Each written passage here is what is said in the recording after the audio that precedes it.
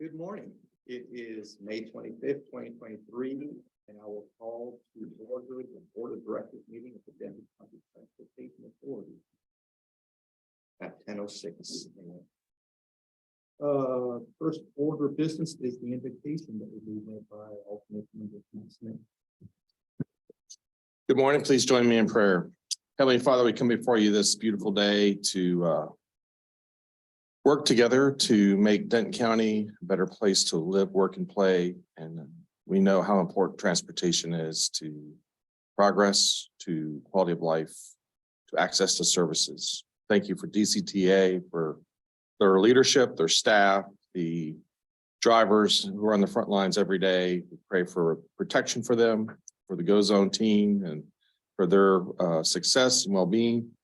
Pray for wisdom and discernment for the men and women around this table and in this room. And we just remember this day as we remember our veterans who made the ultimate sacrifice this weekend, that we always remember what they pay the price for the freedom that we enjoy. Thank you for the opportunity you give us to serve, and thank you for your son who died for our sins. In his name we pray. Amen. Amen. Now, please stand and join me. Pledge of allegiance. I pledge allegiance to the flag of the United States of America and to the republic which stands indivisible. Honor the Texas flag. I pledge allegiance to thee, Texas, one state, under God, one and indivisible. Thank you.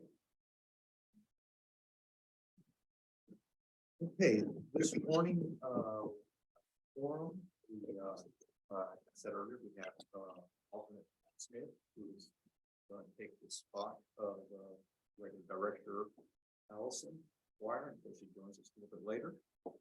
Also today, we have Ms. Courtney Morris, who's taking the place of our esteemed general counsel. So, good morning. Good morning, thank you. And do we have any other introductions? CEO. Mr. Chairman, yes, we do. First, we have three, so I'd like to first call up Mr. Maurice Bell, our Chief Operating Officer, to make the first introduction, followed by Ms. Sherelle Evans-Jones, and then followed by Ms. Brittany Farr. Greeting, Mr. Chair and members of the board. It's a pleasure to be able to introduce to you a new member of our team. His name is Bertram Deshay.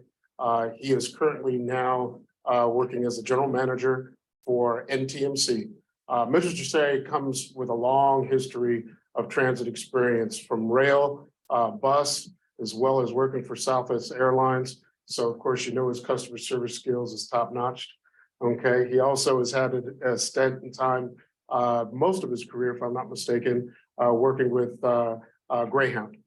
So right now he is challenged to help us out in bringing our bus service and quality of service up with the NTMC side. And so I just want to introduce him to him and welcome him to the team. Thank you. Welcome. Welcome. Thank you. Good morning, everyone, and look forward to working with each of you. Thank Thanks so you. much. Great.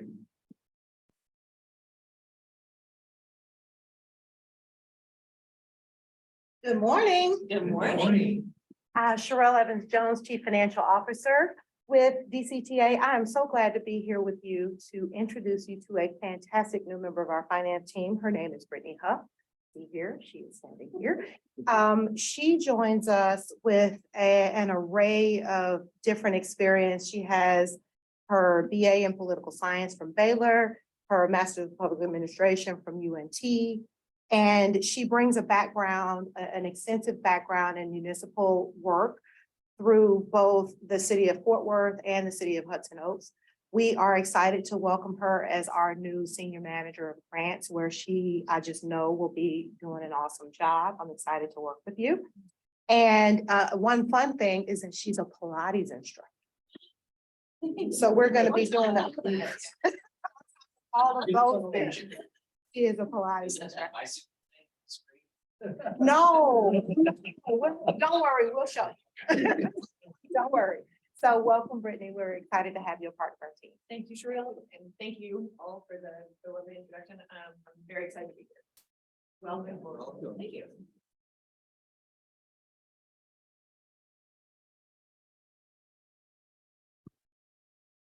Good morning. Good morning. I'm David Magana, Director of Marketing and Communications, and I'd like to introduce you to Valeria Rodriguez. She is our new communications specialist who is going to be steering our social media program and bringing us to great new heights there. She comes to us from Tuesday morning. And we are very, very excited to welcome her to the team and to bring her expertise to our little department. So Valeria. Hi, everybody. Nice meeting you all. I'm happy to be here. Thank you. Let the record show it's 10:11 and Director McGuire.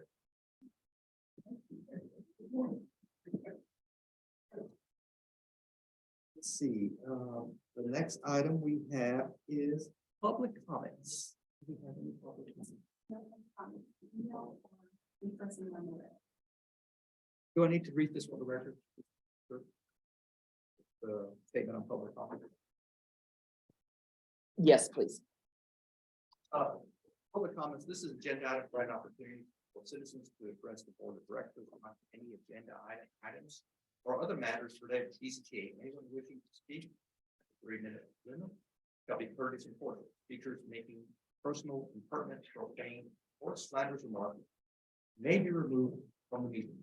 Unauthorized remarks from the audience, stamping the feet, whistling, yells, clapping, and similar demonstrations will not be permitted. Citizens that are not able to connect the Zoom meeting must have emailed us for public comment to Keisha Morris Perkins at DCTA.net no later than 3 p.m. on Wednesday, May 24th, 2023, to ensure that the comments will be distributed to the board of directors prior to the meeting. Board of directors not permitted to take any action on any subject raised by the speaker during public comments. However, the board of directors may have the item placed on a future agenda or action, refer the item to DCTA administration for study or action, briefly state existing DCTA policies, and provide a brief statement of factual information in response to the inquiry. Seeing that there is no emails present, is there anyone in the audience that wishes to make a comment to the board? Seeing none, public comment period. And we will now move to our consent agenda items. So right now, today we have consent agenda items 1 through 4. Is there any interest from any of the directors to pull an item for the discussion? If not, I will entertain a motion to Motion to approve. Motion to approve. Is there a second? Second. Quick question on the AECom. We have a motion and a second discussion. Vice Chair Gilmore. I know we had talked about, and I don't know if I have a preference one way or another, but they're going to be looking at the stations within the entire network. So that includes Louisville and Highland Village. Do we have a quick count of how many like actual, I'm not talking concrete pads, I'm talking like actual structures with seating and a cover. I know of 2 in Louisville. We do. We inventoried the system last year. And this task order is to take that, part of this task order is to take that inventory and then figure out how it can be relocated to accommodate our emerging bus network revolving around 3, 6, and 7. So I can certainly share that count with you offline. Our intent would be we would not move anything out of the city of Louisville or the city of Highland Village without coordinating with city staff first to understand if maybe you want to take those assets over, rebrand them, what have you. And then as we look at the bus network in Denton, we'll say some of these stops are going to be basic stops. Some of them are going to be transfer points for the future interaction between GO Zone and the fixed route. And so the consultant will provide us recommendations on standard layouts for those different types of stops. Super, thank you. Yes, sir. Any further discussion? If not, there's a motion in a second. All in favor, by saying aye. Aye. Aye. All opposed? Motion carries. Now we'll move on to regular agenda item number 1. Consider approval of monthly financial statements for March 2023 and quarterly reports for quarter number 2, fiscal year 2023, and receive an update from the Chief Financial Officer regarding financial operation. Hello, hello, back again. I'm still Sherelle. I'm still the Chief Financial Officer. Glad to be here with you to give you some financial updates in terms of how we're performing through March 2023. And so with that, away we go. I am in control of this. Way to go. So this is basically just a chopped up version so that you can read it on a slide of the document that's included in your board packet. I'll talk through a few items. Largely, the main idea of the finances through March 2023 is that things are still performing according to plan. We don't have any major hiccups, upsets, or whatever that are cause for concern at this point. I'll talk through some of the details now. So in terms of our sales tax revenue, one of the large line items that we look to for revenue, that is performing ahead of budget, ahead of the planned budget through the period, slightly by, about $100,000 ahead. And we don't, at this point, I mean, it's highly contingent upon activity of consumer spending. We don't have any cause for concern of being able to hit the $39 million budget. We'll continue to track it throughout the remainder of the year, but we're performing on task. One of the areas that's worth mentioning, and I'm glad that you got a chance to meet Brittany, because this is this federal grants area, these two line items is the areas in which she will begin to devote a significant amount of her effort and time. That essentially we have a number of grants that are have been apportioned to us that need a couple more steps in order to begin to enable us to do those drawdown requests. Drawdown equals it begins to show up in the action. So we are excited about Brittany's arrival. I've had a conversation with her. She actually just started this Monday. I had a conversation with her about how she can be a hero. And the answer to that is that these numbers are getting really, really big. In terms of moving forward and talking about some of the operating. Before you leave that, 2.8 million, what you expect to get in drawdowns this fiscal year, actual budget. On this particular line item for capital, but that's a big ball, a part of the ball game right there too, that 13 million. So a total of about 15, 16, almost $16 million. Okay, and we've only gotten, okay. Yeah. So, okay. How confident are you that we're gonna get close to that $16 million by the end of fiscal year? I'm very confident that we will. I've been in touch with our friends at the FTA to understand the steps that are necessary in order to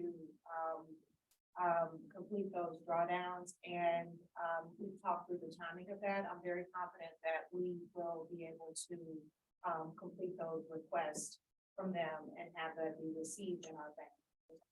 To complete this. If I could interject a point here. So everything Sherelle has said is exactly correct. We will get the money from the FTA.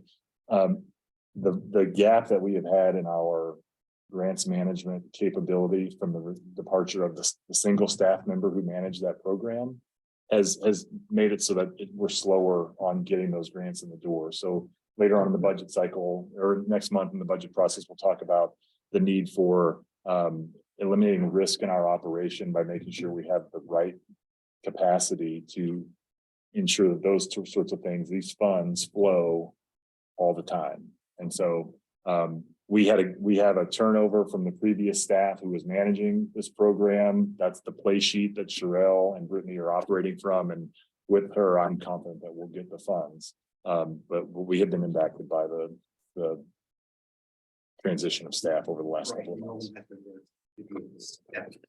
Correct. I'm saying I'm confident that we don't see any issue in this. We've been apportioned the money. It's set aside for us. Yes. We got to do a few more steps in order to get it to where we can draw that. Yeah, I'm familiar with the process. I know that we're not gonna lose the money, but sometimes it's always the timing of will it arrive. Thank you. Will it arrive by September 30th, I guess? She wants to be a hero. We'll give her every opportunity. Give her every opportunity. You need a hero, so. Okay, expenses. In terms of DCTA expenses, the good part of the story is that we're moving well behind on our actuals at 18.7 compared to where we anticipated being with the budget through this period of time at 26.3. So we're moving behind there. One thing that I'll just kind of to explain a little bit more about how things come together and how you should expect to see things move and change with respect to action that you take within the group. So you may recall from our previous board conversation in April, we talked about, Paul did a presentation to talk about changes in staffing and reducing staffing, reducing vacant positions to allow for us to be able to hire the team that is going to get us to where we need to go.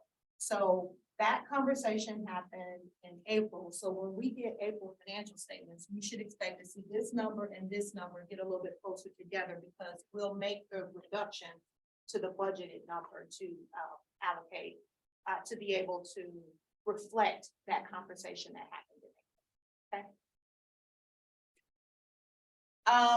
In terms of other non-operating revenues and expenses with respect to DCTA, one of my favorite line items on the P&L is the investment income line. I refer to that as the David Leinecker gift that keeps on giving. He did something during his time of being interim CFO that I think was transformational for the organization. And I'm a big fan of giving people their flowers while they can pull the video and hear it. And so his move to take items that take our cash balance and move it into government approved safe investment vehicles is all the difference in the world in terms of why you're seeing that $2 million piece of revenue coming into the organization during this particular fiscal year. So with no questions there, I'm going to move forward to NTMC and just kind of give you a snapshot of the key line items that exist for NTMC is primarily staffing. That's the major line item in terms of staffing for our operators and our mechanics and a number of other NTMC administrative officials. And what you'll see is that similar to in the DCTA category, overall expenses are at 2.8 million compared to a $3.8 million expected expenditure.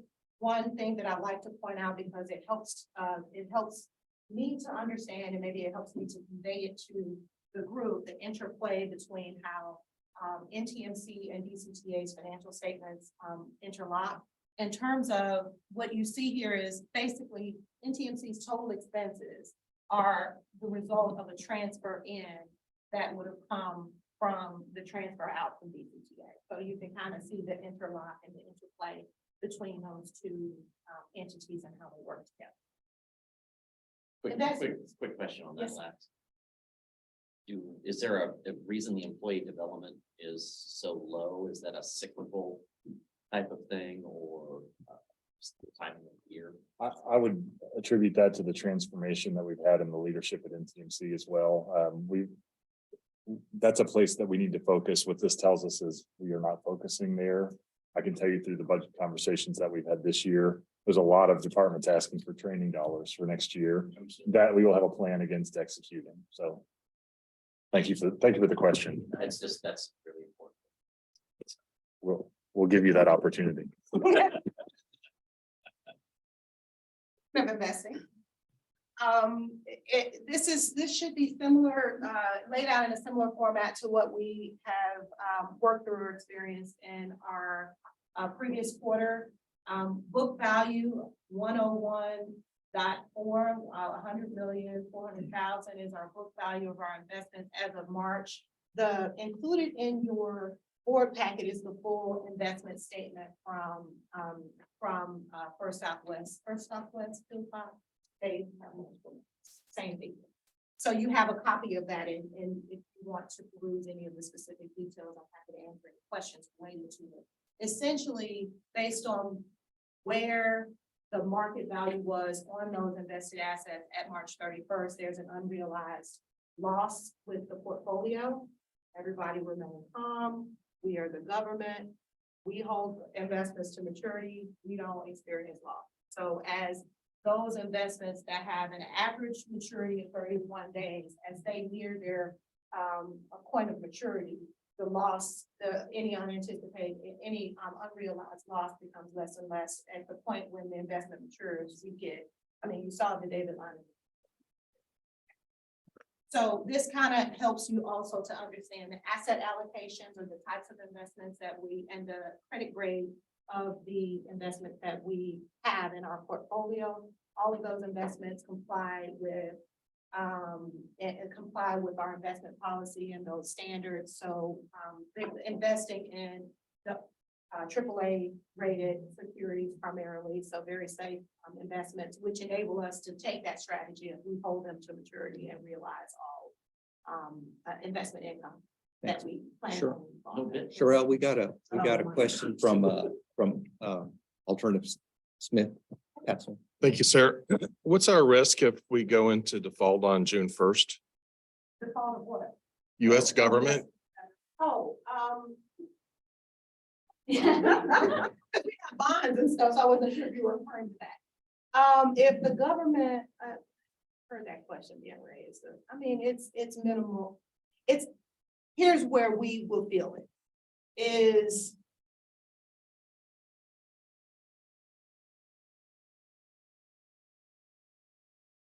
in that federal grant line. If the government goes into default, I don't think it would be like if the government, now you got me being like Nostradamus and like guessing at stuff right now, which makes me a little bit. That's why we pay the big bucks. Yes. I would think that if the federal government went into default, or, you know, they couldn't come to an agreement on the debt ceiling, and essentially what that would mean is that they would stop doing stuff in their federal activities until they could come to an agreement on that. So that might impact the timing of this if it went on for a protracted period of time. I think that they have way bigger problems that would be created if they went into an issue of default in terms of other Social Security payments and a number of other things. But it would impact us. I think it would show up there. I'm not talking about Social Security. I'm just, what cash flow do we rely on from the Federal Railroad Administration or other transportation authorities that we banked on to cover salary operations that in essence would stop? We don't have the funds in hand. Right, but I would also say that, and don't lose the portion of my comment that said that would need to, I believe that would need to be going on for a protracted period of time in order for us to begin to feel this. That's my question. What's the risk? If it would take an extended period of time before we start to feel the impact, okay, that's something we can manage. If not, then, you know, if we're not going to get a check on June 15th that we're planning on, and that's going to cover 60% of salary, that's a different issue. I think that the federal government will have way more incentive in some of these other payments that they may not be able to make. That will cause them not to just go into a long period of time where they're not in agreement on what's happening from a debt ceiling perspective. Yes. I did the best I could with that as a DCTA non-federal A employee. follow-up clarifying question. Do we have anyone on staff in the organization that like any positions in the organization that are strictly grant funded that we cannot fund through, you know, our own funding sources? No, ma'am. Our entire operating budget that covers all of our staff comes from the mix of revenues that you see on the screen. There's not a person that is directly tied to a grant. On back forward.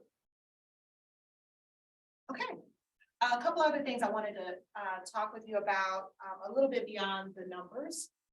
Because the numbers are one piece of the puzzle, but you know, what have I been doing since I got here? I've been working really hard to build an amazing team. You have no idea the skill and the go-getterness that has been garnered with the individuals that are a part of our finance team. And you know, I want to kind of call a little bit of attention to the timing of those hires.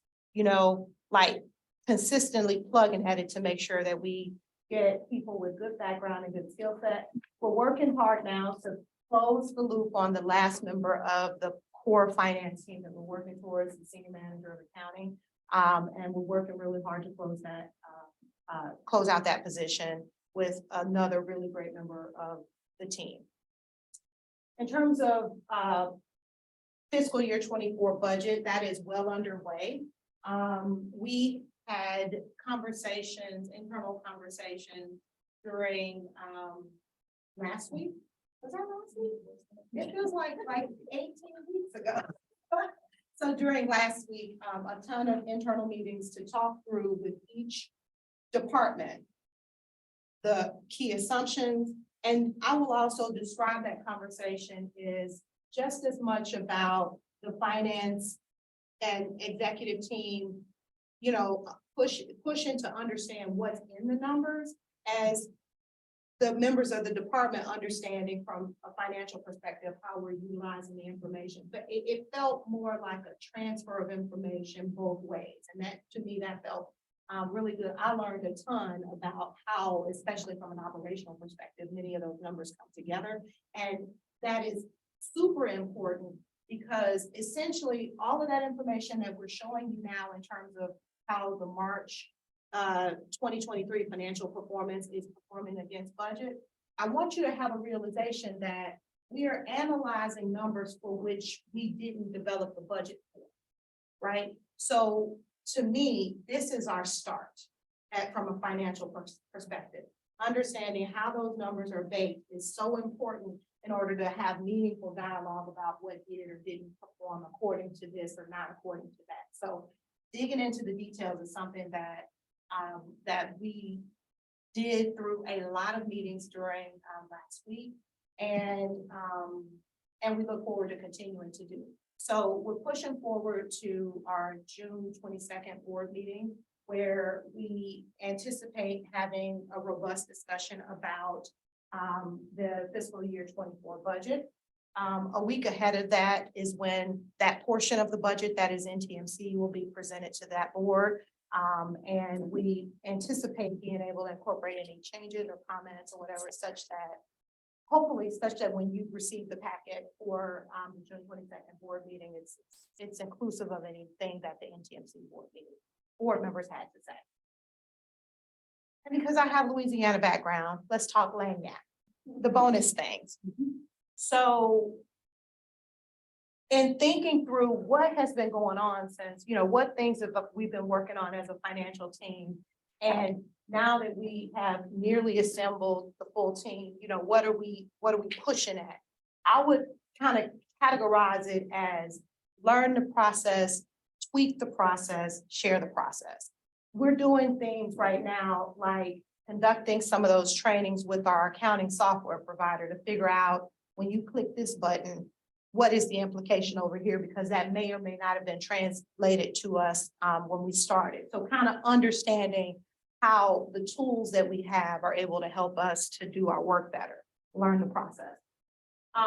Tweaking the process, an example of that comes to mind with the work that Joe Orem is doing in our procurement area, where we took a look at what our processes are within that area, what tools we were using, and we came to some conclusions that there were some things in the market that were just the same price as what we've been using to help us from a procurement perspective, but it provides us greater functionality and enables us to work smarter. So we're in the process now of tweaking some of those things that we've learned about our process, tweak the process. And then lastly, we're working really hard to pull back the veil, the financial veil of what, you know, what is going on in the financial layer and how decisions happen and what data we need and how we need it. And we're doing things like conducting internal trainings. As we learn better, we're working to convey that to our departments and our teams so that the data comes in and is clean and it works, et cetera. So share the process.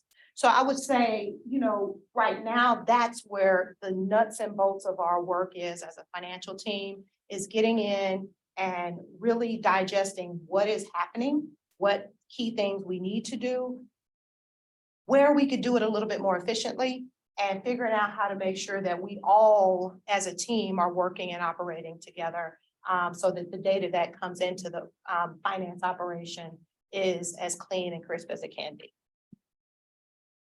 And with that, I'm happy to entertain any questions. Yeah. Let me ask you. We haven't been, haven't seen Accenture in a long time. Have we just completely? We have transitioned Out of from it. Accenture. If they're maybe being consulted on a periodic basis as questions come up, but that is a testament, and I want to commend Sherelle on that, who, when she got here in December, said, we're gonna stand on our own 2 feet. She hired DeAndrea and Violet right away and has been doing all the work that you just saw there. So she's operating on the full spectrum of the finance organization, from CFOing to, in the absence of a senior manager of accounting, being the last step in the payroll process.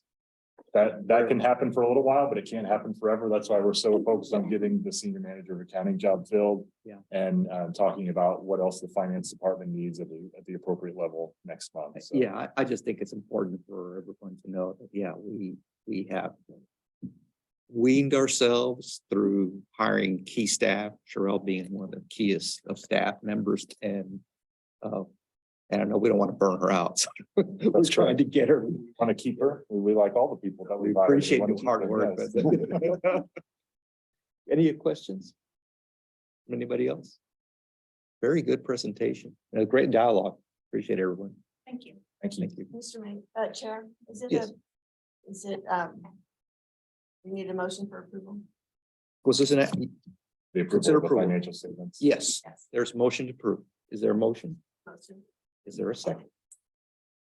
Can we have a second? Further discussion? Seeing none, all in favor, signify by saying aye. Aye. All opposed?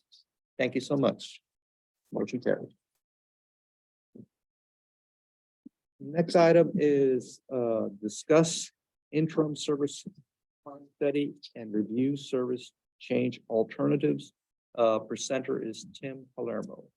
Mr. Palermo, good morning. Good morning. Good morning, Chairman Molina, members of the board. Today's presentation is a follow-up of last month's discussion of recommendations related to our intermediate service planning effort. This is a discussion item, and our intention is to use the feedback received today to develop formal recommendations for consideration this summer. Recap, the refresh is some of the genesis behind the development of the intermediate service plan is the recognition that we've reached a stasis point and with our GO zone service in terms of ridership, and we're also exceeding the service and performance standards that were set aside for it. See here. Also, we're excelling the improved headways to 20 minutes on the 6 and 7 has uncovered significant latent demand for fixed route service. Where it's over 40% above full year 22. We're also continuing to track the redundancy and duplication of public transit service within the Denton Connect service area. That is remaining consistent of around 4,000 trips a month since the beginning of the calendar year, that begin and end within a quarter mile of a fixed route bus stop. In addition to within the quarter mile of the bus stop, we've looked at the service area of the overall route, with the bus stop study that was just approved on the consent agenda, we can redistribute and optimize the location and spacing of those stops. And that gives us a potential capture of over 1,000 additional trips. Potentially.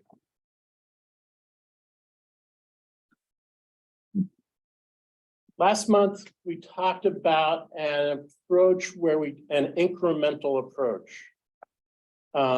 Incremental framework for implementing an intermediate service plan, where the first phase would use the Go Zone technology in a manner in which people that ask for a Go Zone trip within the fixed route service area, beginning or ending, would be directed to the fixed route service through geofencing technology. The second phase would be to geofence the entire 3-route network, where trips that begin and end within that would or end within the travel shed would be redirected to the Go Zone. That would be in order to successfully implement that, that would require the relocation and distribution of future bus stops to enable connections between routes to major origins and destinations. And finally, the third phase is would be to incorporate the UNT service area, specifically the Colorado Express and the Discovery Park service, and that would require significant geofencing in UNT. Speaking of UNT, last month you asked that we take a look at the UNT geofence and the capture of potential trips within that. Almost a third of all Go Zone passenger trips origins since the beginning of fiscal year 23 are within a quarter mile of that UNT polygon, which is significant market opportunity for increasing fixed route, as well as enabling efficiencies with the future network. Related to UNT is the Mind going back one? Sure. So you've got a third origin within that quarter mile. You've got almost a third destination within that quarter mile. Is it fair to say that almost 60% of Go Zone ridership is dealing with a quarter mile of UNT? No, because it's a trip end. So every trip, from transit planning, we look at trip productions. And Okay. Production end counts as the trip. So you'd be double counting if you. I'd be double, yeah, I do that all the time. So that's why I ask these questions. Okay. Regardless, these numbers, I think, are really telling as to UNT impact on the overall system. And I can't stress that enough, that we gotta figure that out. Because we're still operationally running 80 to 90% of our operational revenue is going into Denton. And as we get further down the road on this conversation, because Go Zone is a demand-based service, I'm still not 100% sure that if we put in that bus service, like we're talking about, how do we reallocate those resources? Because the on-demand service is going to simply absorb to get to better KPIs. So that's a conversation. I think, do you understand where I'm coming from on that? That sponge is just, that 7% will drop this of failed rides will go to 3% and it'll just suck it up. Which is a great, I understand exactly what you're saying. It's a great reason to take this incremental approach to see what is going to happen, because as we talk about 3, 6, and 7, what are those people going to do? Are they going to walk a quarter mile away from the bus stop and get dropped off a quarter mile of the way so that they can take a Go Zone ride, or are they going to jump onto the fixed route? We'll get to the numbers here in a minute. And some of that offsetting I get is going to come from UNT numbers coming in. So as we look at this in a more holistic way, but at some point, we have to look at the equity for the remainder of the system. And if there were more resources, if this side of the bridge had 80 to 90% of the operational revenue, would it have similar ridership numbers? Right. Um, I will say from my seat, alternatives on the UNT service and the mix of Go Zone and UNT service in this whole area is my next focus area after we make the decision on what we're going to do in this next step. Maurice and I were just on the phone about this yesterday, as a matter of fact. He picked on one side and I picked on the other, and we started going at it. We said, we gotta wait. But My I'm with apologies, you. but that just seemed like the opportune conversation and data point. So, thank you. Related to UNT, we also looked at Discovery Park, Go Zone activity. Not as much, this is within a single bus stop at UNT. It's a little less than 2% of all Oregon's. And honestly, I'll just say that number came in lower than I expected it to. Which is helpful for us to understand as we're evaluating. So It's indicative of full buses on the Discovery Park routes. that's right. The spatial and optimizing the structure and framework of Go Zone service is one component of the intermediate service plan. The other component is the adjustment and optimization of the frequency and duration of fixed route service. And when we did that, we looked at the time of day distribution. We don't have the typical two-humped bimodal AM, PM journey to work distribution.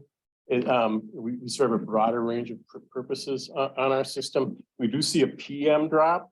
So the options that we're working with are related to recognizing that drop and increasing the success of 20-minute or better frequencies on fixed route by expanding them throughout the day, as well as implementing a similar strategy on Route 3. And Tim, on that discussion about the two hump, that's just a change in the way people are commuting since COVID. Is that what? I think so. It's and so much of our is related to UNT and some of the major employers in town, like the hospitals. They don't have that conventional 9 to 5 distribution, and that distribution matches the forwarding distribution on our commuter rail system as well. Mr. Chair, can I just say in general, according to from our RTC meetings, and I think you've heard this as well, that since COVID, transportation has not gone back to the 2 peak times, right? So it's like across the board, all types of transportation in this metroplex. So You see that on highways too. Yeah, sometimes the most congested times are noon hour. Yeah, I've noticed anybody goes out to lunch, you see that.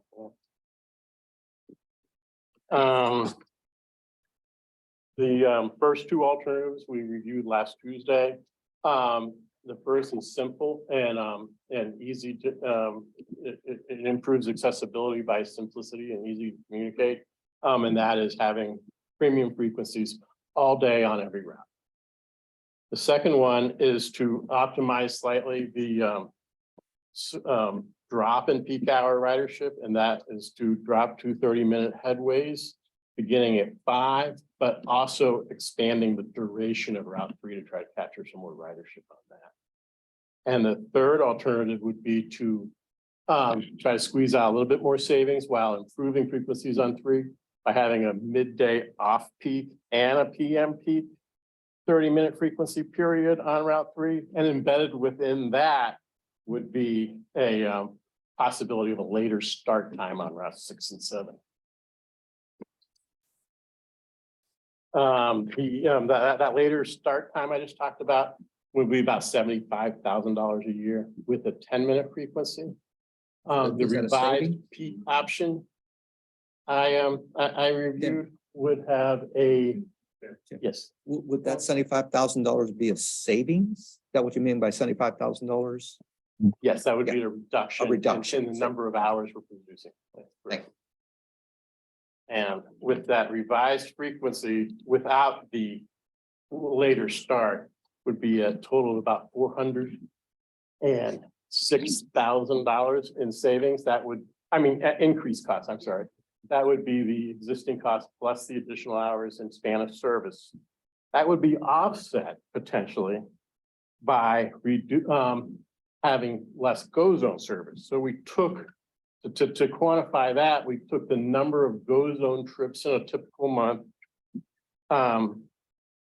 And divided that by the average number of go zone trips one van provides in 1 hour to use to come up with service hours, using trips and capacity to develop service hours and multiply those by our contract price of $41.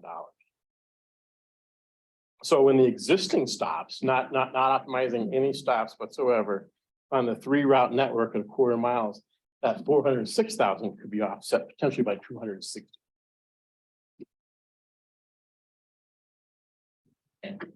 And that's my concern, is counting on that offset. So let's back up. This does not consider a passenger offset. It just this is a offset of reduced level of service on go zone. Well, it's assuming that go zone ridership moves to a fixed route, That's correct. but that go zone capacity is still going to be potentially absorbed because capacity is still there. We haven't reduced the contract. We haven't done anything on that side. So does that sponge just simply soak up that ridership from the remainder of Denton? That's why the incremental approach is advantageous. We'll be able to measure that on an ongoing basis and monitor it. So there's a few this is fuzzy around the edges. Yeah. I also recognize I went to the CEO conference in Houston after the CEO conference past weekend, asked around, there's not a lot of people doing this type of exercise. So We've been on the bleeding edge for about 2 we years want to, now. we want to I'm lead okay. and not bleed. So we're gonna step through this carefully. But the other number that's important to consider is that half-mile number is $780,000 capacity. So if we think that people are going to walk further than a 1/4 mile to get to the bus stop to take the fixed route alternative, that's because the bus is there, because we've seen 6 and 7 more people riding the bus with higher frequency, then that's additional go zone capacity that could be taken out of the system.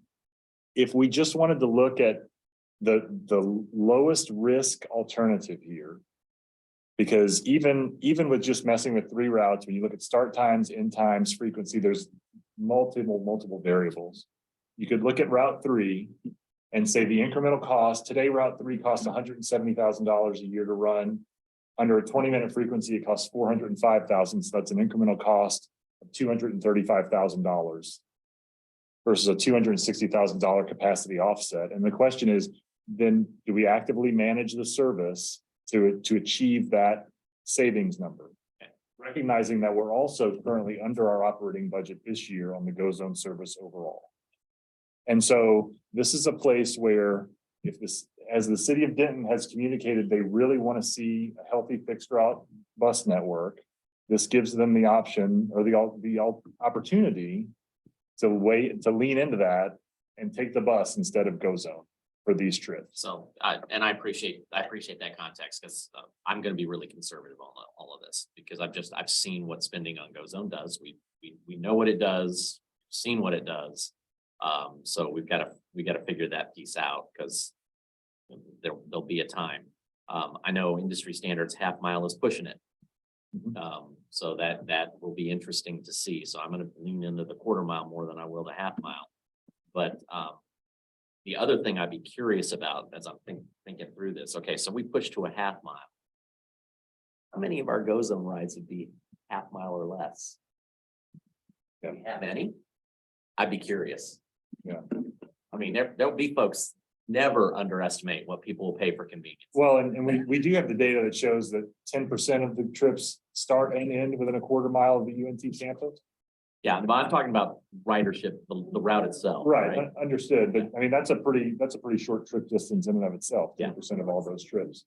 So anyway. Just I'm trying to give some context and lay of the land and what helps me get maybe a little more comfortable. Yeah. This is us now actively managing the service to meet performance objectives and budgetary objectives. The other thing to consider with Route 3 is that it is the only route that does not have higher frequency service at any point in the day, serving the east end of town, the shelter, all those sorts of things. So in my mind, I'm looking at a $235,000 incremental investment that could be absorbed within the existing budget, optimizing performance. Say this is about as low risk as we can get as a first step to optimizing these two services. Not against the test, not at all. I think this board will have to come to a conversation about potentially lowering service levels on Go Zone. Well, and if you go back to the KPI slide.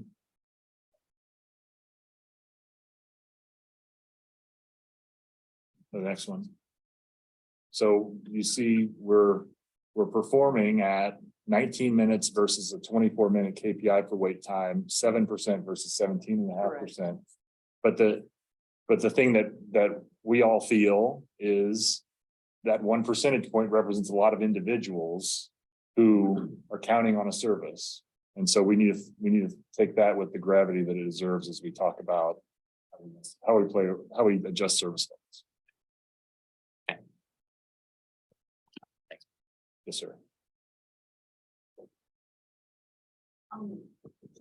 I guess, I mean, as long as we're talking about the issue of like the way that the cost savings are kind of presented, you know, I'll be frank that I'm kind of, it's interesting, but I'm not weighing it super heavily because personally, I wouldn't advocate for reducing funding to Go Zone. I would advocate for reallocating it to the other zone or to other parts of the city of Denton that are farther from UNP. Well, and that, yeah. But it's useful information nonetheless, I guess. But I'm not thinking of it in terms of, oh, great, we can use that money for buses. I'm not necessarily thinking, I'm actually thinking of it in terms of, oh, there's $250,000 that can go towards A-Train.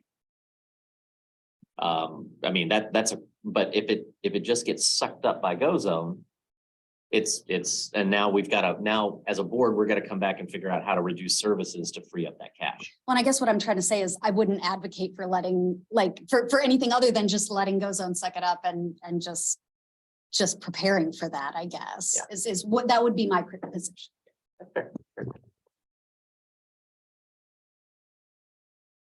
Good discussion. It's a discussion item. Thank you very much for Yeah. your time. Look forward to coming back. So before we leave the item, here's a proposal for what we can do next is we can, if we're kind of in alignment that we want to take the step that's the most risk averse, the most conservative to see how these things optimize, then we would look at producing an alternative that says, or an opportunity for you all to approve a change to the bus service that said we would move Route 3 to a 20-minute frequency in the peak periods with a 30-minute frequency at midday for a cost of $405,000 against the existing service cost of $170,000. Show you the offset, show you the savings achieved so far in Go Zone and all that sort of stuff, that you all would be able to take action to approve that to be adopted into our budget for next year. Is that a direction that you all would like for us to proceed? You're not talking about then the rest of option 3, which includes reducing the frequency and the end of the day for 6 and 7. We could, if the board wanted just to entertain that, again, the opportunity for variables here and alternatives is many. So Right. We could create an alternative that said we could treat Route 3, it could run its current service times, not extend service, and do that high frequency all day. We could, to match what's happening on 6 and 7 right now, we could do Route 3 in our current service times and reduce frequency at the midday and just leave 6 and 7 off the table for now. But if you're intrigued by the idea that we see the drop off at 6 and 7 at the end of the day and want to realize the savings, then we could do that. But I don't know that I'm as much of an advocate for that piece, because we have a bus service that is taking on a lot of ridership. And so it feels better to add service and not take away service. On the bus side, let's talk about the service bus, adding bus service, reducing goes on service. So we know it drops off at the end of the day. Are we seeing maybe some marginal growth in those numbers, even though it's dropping off relative to the rest of the day? We haven't gotten that far into the, that's a level of analysis that we haven't gotten to yet.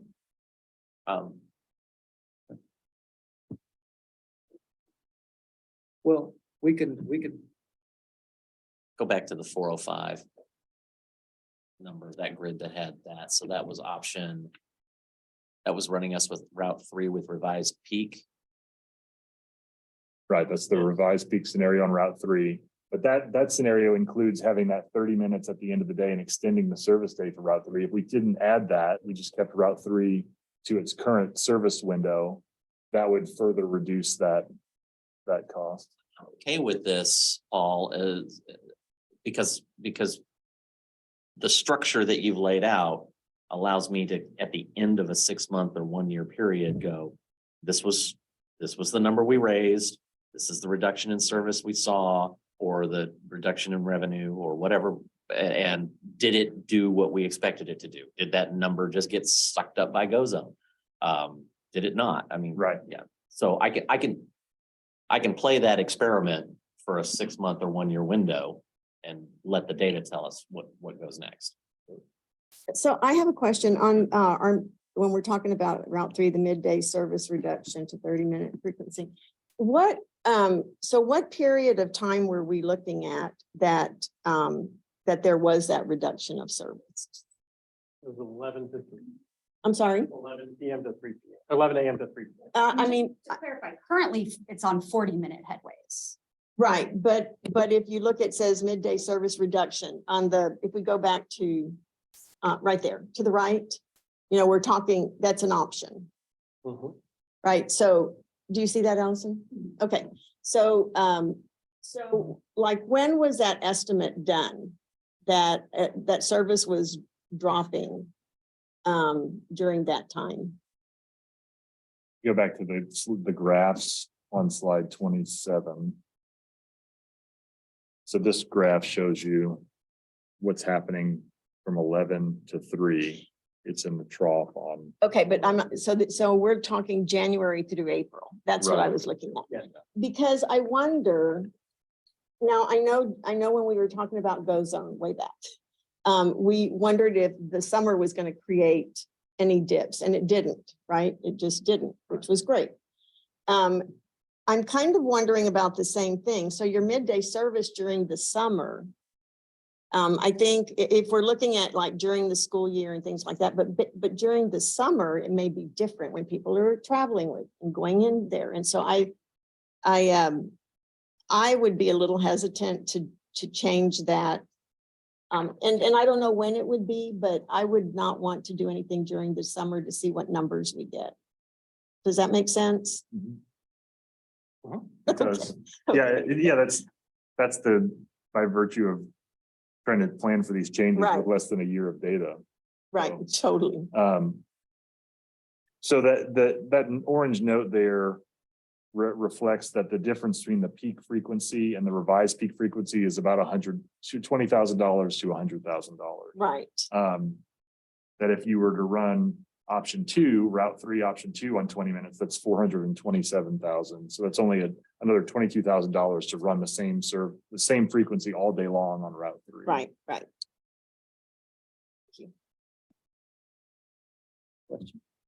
So not a question, but I guess I'm just like, I feel like I'm ready to kind of give direction to help like guide the next step of this.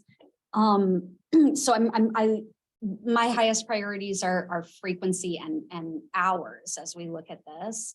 And every single option includes increased frequency, right? Some of it is in different places, but there's no option here that reduces frequency or really even keeps the frequency at the same levels. I mean, everything is an increase.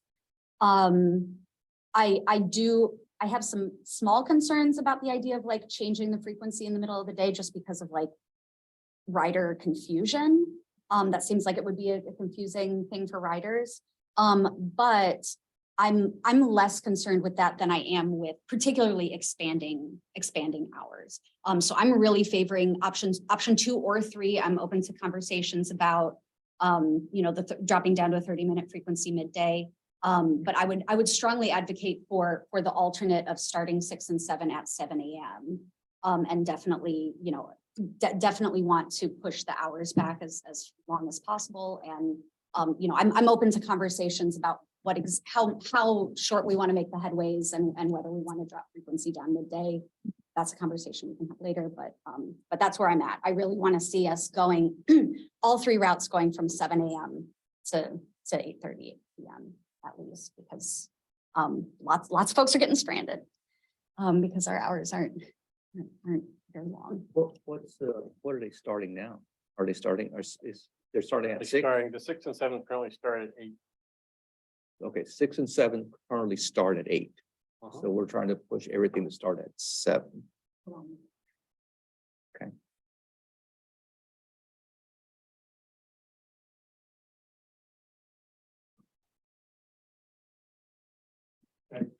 I feel like we've got a good range on the perspective, so we're gonna bring back some alternatives in the maybe not in June because we're doing the budget workshop, but in July, for the board to take action that'll revolve around. We'll break out a set of alternatives just on Route 3 to take action.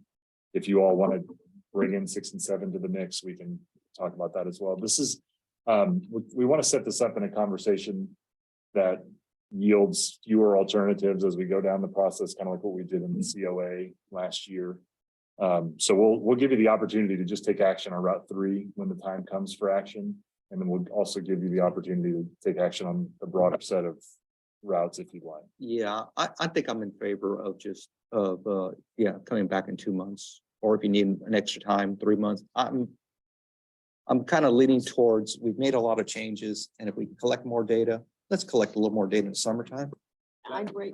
That helps the board really understand what's really going on. So if you need an extra month, 3, that's fine. Yeah, yes, sir. I totally understand. We're Yeah. balancing the collection of data and then the time to notify people that there's going to be a change on January 1. So we'll plan for a July conversation and we can set it up as an action. If the board just chooses to defer, then we could push it back another month. Okay, I'd really like it to push through the summer though, so but we can talk about it in July. Okay.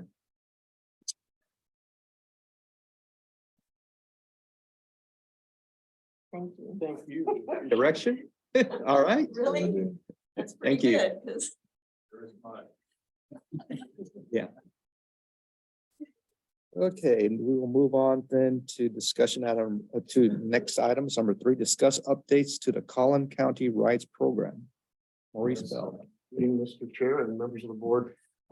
Before I get started and dig into this, there is a lot of information that's been gathered over the past several months to create this presentation. But what I'd like to do is ask for a partner in crime, Brittany Fowler, to come in and share a breadth of information that she has been involved in. Again, there's a lot of folks working behind the scenes to gather this and put this together for you. And so I thought it was relevant. We all thought it was relevant to have Brittany share the information that she's gathered thus far. So I want to start this conversation just by putting what Mo's about to present in a little bit of context. Today's conversation is actually 10 years in the making. And so having been through this both on the DART and DCTA side, I thought I would give a little bit of context for what's going on here. Some of you may remember in 2013, 2014 time, Texoma area paratransit services started to make their way into Collin County. This is a Sherman-based rural transit provider that found some funding from the state of Texas and began expanding services from the Sherman area down into Collin County.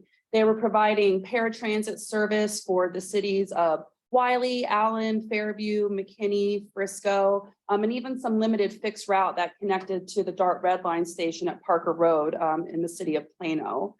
In the 2015 timeframe, due to some financial mismanagement, TAPS went under. And so they had to withdraw very abruptly all of their services in Collin County. And that left a lot of folks, very vulnerable folks, so people that take paratransit, so your senior and disabled folks, without any means of getting where they need and want to go. And so a couple of different things happened there. Frisco opted to contract with DCTA to step in and provide that paratransit service. And that's why today we provide contract service to the city of Frisco. The city of McKinney opted to do its own thing. That's where the McKinney Urban Transit District came into fruition. McKinney at that time was put into their own urbanized area as a result of the census and decided to create their own agency to draw down federal funding.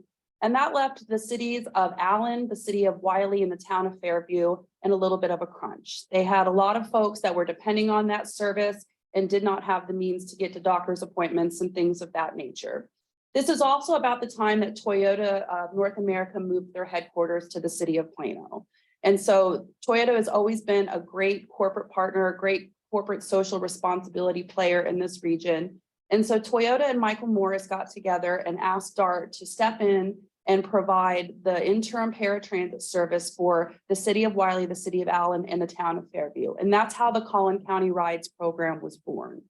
So since February 29th, yes, 29th, it was a leap year, in 2016, DART has provided the Collin County Rides service for those 3 cities. And I guess I keep wanting to say 2 cities in town because I want to be respectful of the town of Fairview. So and they've been providing that paratransit service for them ever since, utilizing primarily Yellow Cab. DART Board Policy 3.07 speaks to the service outside of the service area.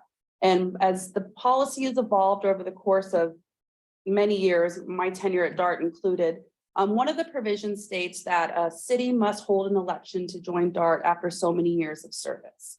And so in March of 2022, DART sent correspondences to the city of Allen, the city of Wiley, and the town of Fairview, letting them know that they would not renew their interlocal agreement with the DART LGC to provide the Collin County Rides program because those 3 cities had failed to call for the election. And at that time, the North Central Texas Council of Governments reached out to DCTA and said, would you be interested in stepping in to provide this service? Well, the DART board and those 3 entities came to an agreement, and the DART board decided to grant a 1-year extension on the Collin County Rides program. But then the calendar flipped, and now it's 2023, and DART has renewed its commitment to not renew the ILA once it expires on September 30th of this year. And so the North Central Texas Council of Governments again reached out to DCTA to see if we would be interested in stepping in to provide the Collin County Rides service. And so over the course of the last few months, staff has been working internally to see what that would look like. We've had multiple conversations with the North Central Texas Council of Governments. We've collected all the data, and Mo and his team have put together their briefing item, which they'll go over with you today. And so that's really my part. I just wanted to provide a little bit of history. Again, 10 years in the making. This has large regional implications. And with that, I'll turn it over to my partner and friend. Thank you, Brittany. I feel like we're tag teaming on this. This is great. Now for the Paul Harvey rest of the story piece. Okay, I'm kind of dating myself. So Collin County Rides. Right now, they're currently providing service from 5 a.m. to midnight, Monday through Saturday, and then 7 a.m. to midnight on Saturdays and holidays. There's a very complex, I'm going to try and do the pointer here. There's a very complex piece of this in regards to how the customers are paying for their services. 25% of the trip cost is up to the customer with $125 spent each month. And then there's a $2 fee for the personal care attendants. Currently, if you look down here at the bottom, it's roughly $630,000 a year in services when you add in all 3 of the cities. I should say 2 cities and one town. And then, of course, DART adds in an additional flat rate of $60,000 in their service fees. Right now, they're projected to exceed the service from 2022 for this year, going into upwards to 12,000 trips for the calendar year. So when you look at the potential of all of this, and you look at the magnitude of services, the idea here is to try and provide them comparable service, if not better service. And so when we're looking at costs, we're also looking at the opportunity to enhance what they're currently doing. Doing that would be in a hourly service model and charging them by the hour. And as you see here, the cost model shows that we would still be able to provide the same level of service and a little bit more based on the $31 per hour cost, roughly running the cost per cab at $25,668 per month. And then we would add on our 69% fee. That 69% fee is the fee that we were charging once before. So it's no secret, no hidden mirrors or anything to them. This is something that they were accustomed to. And of course, so the total cost would be the $43,379. Now, the productivity of this is very, very conservative at a 1.3 trips per hour. And that would come to the approximate ridership that they're currently projected to do. We're saying all of this with respect to cab service and taxi cabs, you can see through the presentation. And the idea is to make sure that we're contracting out all of this and the service being provided, fully funded by the COG, so that we can have one individual dedicated to providing the service from an administration standpoint. There's also an opportunity, and as Brittany shared with us last week, I think it was the week before that, that there's an opportunity with additional funds. People will find the software and the technology available to be able to enhance this and make it seamless in that transition. So now when you look at Collin County, based on what we've done in the city of Frisco, right now, we're providing service with our own dedicated vehicles, okay?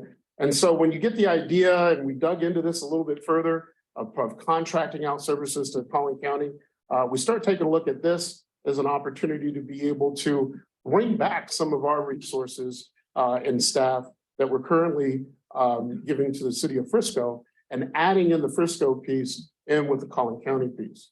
And right now, to give you an idea, we're roughly spending about 4 hours a day in deadhead costs utilizing our staff and our equipment.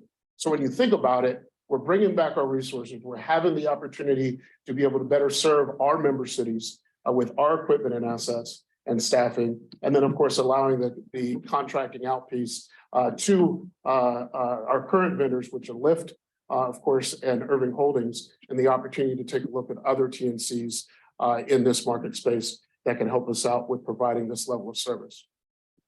Any questions? So again, who's going to be paying for the service? It's going to be through COG? It's going to be through COG.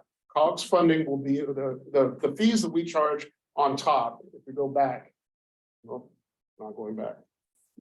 The fees that we are talking about charging is right down here.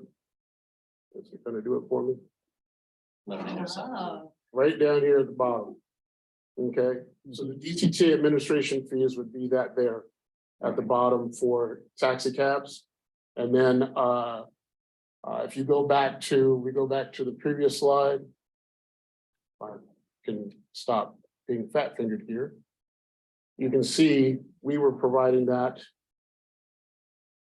down here in this cost model here. So that cost model, so that 17,771, the administrative fee, that's being covered by COG. Yes. And the taxi cost, is that covered by the fare box? No, well, all of that would just still be covered by COG. All those expenses, Everything, the cab, everything. would be everything's covered. covered by COG. Everything would be covered by the COG.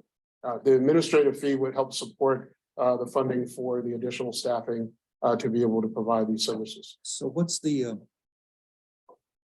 skin in the game from the cities? I'm trying to understand. What's the cities? How are they paying for this, or how is that working? Well, historically, the funding from the COG. Okay, so the cities are paying the local match. So what is the local match? 10%, 20%? It's an 80. Okay. Okay. I always Come on get up fussy here. when people don't talk to the microphone. It's 5310 funds, which is specifically for paratransit services. So we would take advantage of that federal funding source. So who's paying the 80 and who's paying the 20? The North Central Texas Council, it's a federal formula fund, so they flow through the COG. The 80 is the federal government, the 20 is the local match. So Which has been, to be fully transparent, covered by the Toyota grant up until recently. yeah, no, I get it. That just something that just doesn't smell right. When these massive high growth cities who have chosen not to invest in transit get off 4 to 1. They put $1 in for every additional 4 that's brought in by taxpayers of the entire region. That doesn't pass my smell test. So I hope that we find ways to help them understand how better to invest personally in transit. So let me say this, because we've been very clear. My focus is to serve this board and this agency, and that's where our staff is as well. We are focused on delivering service and value for our member cities who are paying the bills to operate this agency. This proposal complies with the board financial policy of a minimum 60% administrative fee. On top of that has this, we're going to ask for the COG to pay for a body so that we can say this is the person who's administering this program. But this opportunity, and this was not on the work plan coming into this year. This is we did not have expansion of contracted services on our radar walking into it. We are using this as an opportunity to respond to a request from the COG. But tied up in this is a bigger policy question about where does DCTA want to position itself in the conversation about regional transportation?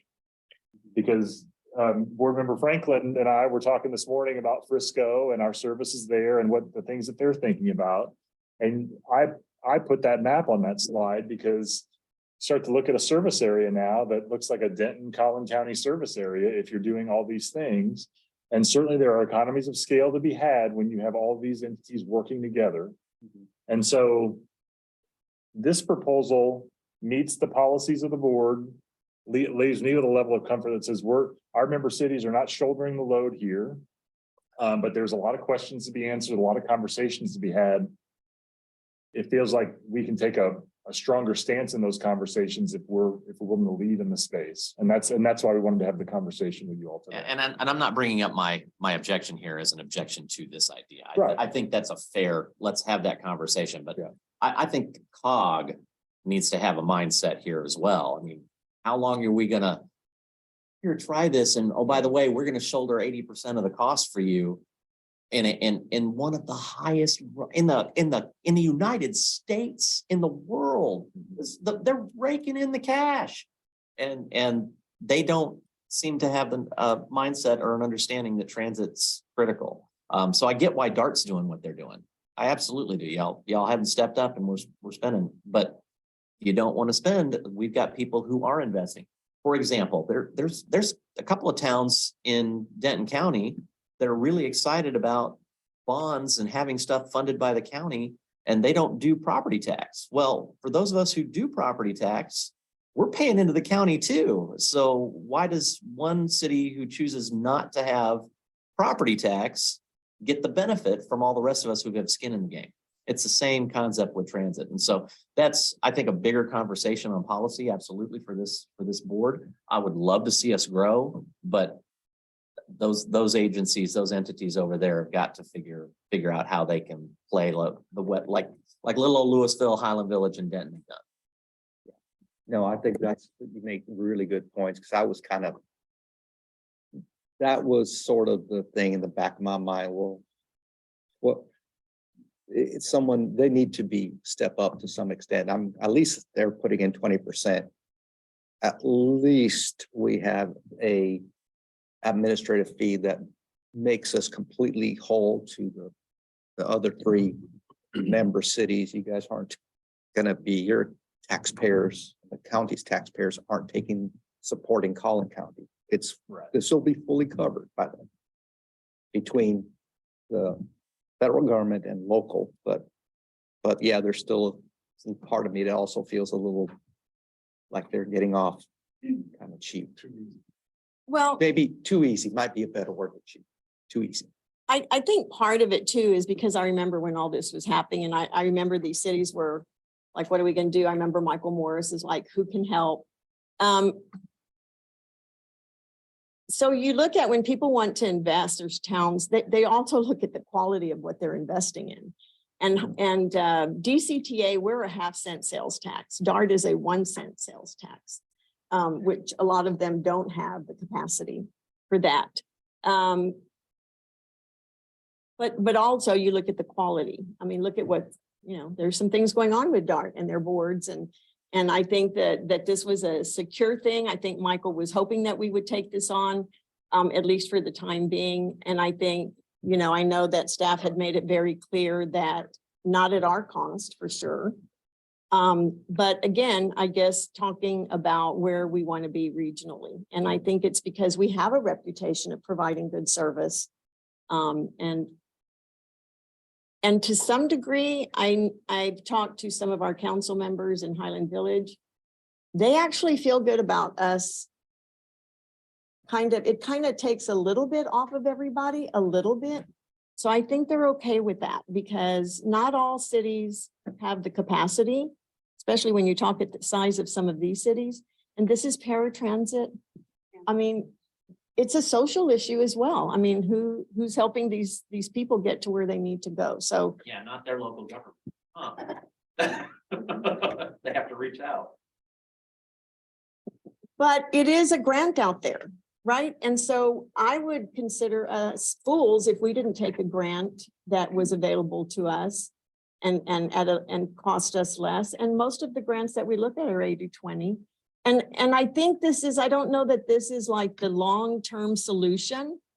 I think this is like, we're taking a step. These people need the service. Are y'all willing to do it? We'll do what we need to do to make it happen. Toyota, I mean, weren't they carrying it for a while? They did, yes, ma'am. For like- The $1 million grant. Yes. is what helped fund the program. Right. So it's a few hands in the pot, but anyway, I just wanted to kind of Well, share that. I think, let's hope we get funding from COG or person. And I think if we don't get funding from COG, we may have to I would say everything will be back on the table. And I'll leave it at that. Diane, my point is absolutely that we'll take it on, that's fine, but this is not a permanent thing. It's not even a long-term thing. This is a short to intermediate term thing. And they need to get their ducks in a row on how they do transit. We are more than happy to help them do it. So I think that's where they come to us. I hear the frustration, and on a certain level, I share it, that, Collin County is more populous than Denton County. It is wealthier than Denton County. They have more resources, they have more people, and yet here we are with a transit agency and they're not making that happen. But we are right of Collin County, Tarrant County, Dallas County, this 4-county area, we are the smallest. But this is Collin County is obviously very, very much in need of transit. And hopefully at some point in the future, these 4 counties can gel a little bit more effectively to build a more effective regional transit system. This sounds to me like it's a step in that direction. I hope so. If we can, bring them into the fold in the sense that people are working with us, they're developing relationships with us, getting used to the way that we do transit and hopefully liking it. And hopefully that will lead to maybe Collin County developing their own transit agency, maybe one day us becoming all one day, maybe there would be an extra letter in DCTA one day, right? That would be great. But my one and only concern is just, do we have the staff capacity to do it? It sounds like, you wouldn't have brought it to us if you didn't. So I have no problem with that. Actually, you wouldn't even have to add a letter because it could be Denton Collin Transportation. There you go. And Board Member McGuire, that's a good point. And just a little bit of extra, I guess, history as the transit historian. We've got a really nice quill pen over here. This is not a copy of the Declaration of Independence. This is actually called the Tri-Party Agreement, which is a document that COG facilitated that DART, DCTA, and then the Fort Worth T, now Trinity Metro, sign. And what this agreement says is that we are the 3 agencies in this region. So to have a 4th agency come up in Collin County is not ideal, right? If our 3 key messages are getting people where they need and want to go, driving a better future for Denton County and making it easy for the rider, having to navigate 4 different transit agencies is not a solution. And so I would just point to that as we think about, do we want to be the Bay Area where they have something like 23 different providers with 23 different fare structures? Folks don't care whose bus or train they're on. They just want to get to where they need and want to go. And so by stepping in, we can maybe curtail the arrival of a fourth entity that would further complicate funding streams and making it more difficult for the rider. So I encourage you all to come read this beautiful, the quill pens where the late great John Danish's, when he was chair of the board. So, And yeah. Brittany, I agree that that's absolutely the end goal. I also know that if I'm getting $4 for every one I put in, I am not gonna change that anytime soon. And so a structure has to be in place to wean them off of that level of subsidy. Agreed, sir. And providing them really good service and building that grassroots campaign may be just what we need. It may to do. be. All righty, so next steps is to, of course, give a presentation to the COG. We want to work with, of course, the partner, the member cities in DART in regards to how this was going to look.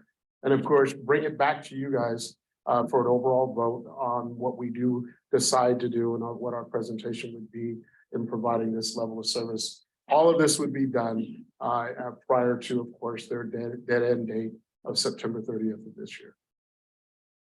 So with regard to these next steps, this will be a significant undertaking for the three of us. Yes. This will be a significant focus of our time over the course of the next few months because we have to get this in place in order to transition the service by that September 30th deadline. So this briefing came together. Another reason to be thankful for Maurice, his business mindset that understands how these taxi services work, that can put together this sort of hourly structure. And then, oh, by the way, this also helps our Frisco operation and ties it all together. Super valuable. So thank you for that. But we will be working in very short order to have conversations with all these people and come up with a document that allows us to give you something to approve. So stand by for more of that and we'll be off and running. I think we pretty much done, Maurice? Yes. Okay. That's it. I think I would be remiss if I didn't say something for our fifth member that, you know, it needs to be conveyed to the council of governments that we don't want tax dollars from Denton counties to support this. It needs to be, we need to make sure that stays here. Correct. And so for that, we rely on exceeding the Yeah. standards of the board policy with a 69% administrative fee at a minimum At a minimum, and yes. a human who administers the program. Right, and I'm very conscious as soon as you said that it's eating up this agency's senior staff resources quickly, and they need to be appreciative of that. Understood. Thank you. Right, on to the next item. I get to stay up here a little bit longer. I got the opportunity to address or share with you our bus fleet plan update, and then later on, the Swiftly technology implementation that'll be shared and presented by Javier Trilla. So as I shared with you last month, we talked a little bit about the fleet plan and what our views are and what direction we are going to take. And I discussed with you a lot of different items. What you see here is a few points of interest for us as we get ready to review and assess the condition of our vehicles and the time frame that's going to be needed to be solidified in order to plan for replacement. What you see here, the picture you see at the bottom of your screen is a current picture of our bus lot of all the vehicles that are now up on the website for the FTA auction. We have several different vehicles and there's a lot that we're going to be getting, we're going to be disposing of per FTA in order to get ready for the next set. So we're going to look at the physical assessment. We're going to be creating our own little rating scale, report cards and summaries, and determining the replacement or refurbishment of these vehicles, along making sure that it's all in line with the FTA. Last month, I shared with you a little blurb on this slide here, the number of vehicles that we currently have for service, both large and small, total of 39 vehicles. Also shared with you the details in regards to the age, what is considered useful life by FTA. Right now, it's at 12 years and 500,000 miles for 35 and 40 footers, and 25 to 35 footers is 5 years and 150,000 miles. This slide here is a little bit more telling. And as you can see, we have several different pieces here. The orange slides, orange squares that you see are referred to as DP for disposal period. The red slides, red squares you see are PDP, which is proposed disposal period. And then the gray slides with the ES is extended service, and the RP2 is the repowered engines transmission rebuilds. So as you can see, utilizing this area here in FY 27, we are going to have a total of 31 vehicles that are going to need to be replaced fully per mileage, as well as the FTA years. Right now, we have a total of 39 vehicles, adding the both low floor, small vehicles, and large vehicles. And as you can see, right here, we are pushing these vehicles out. That was the original proposed area for those vehicles, which is a total of 4. And then we had a total of 5.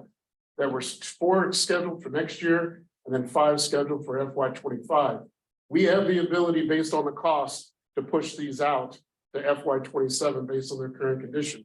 But right now, as you take a look at the overall cost of repairing these vehicles, right now, it's costing us for the calendar year for the large vehicles, $332,349. We're at roughly a 0.5 cents, 0.55 cents per mile.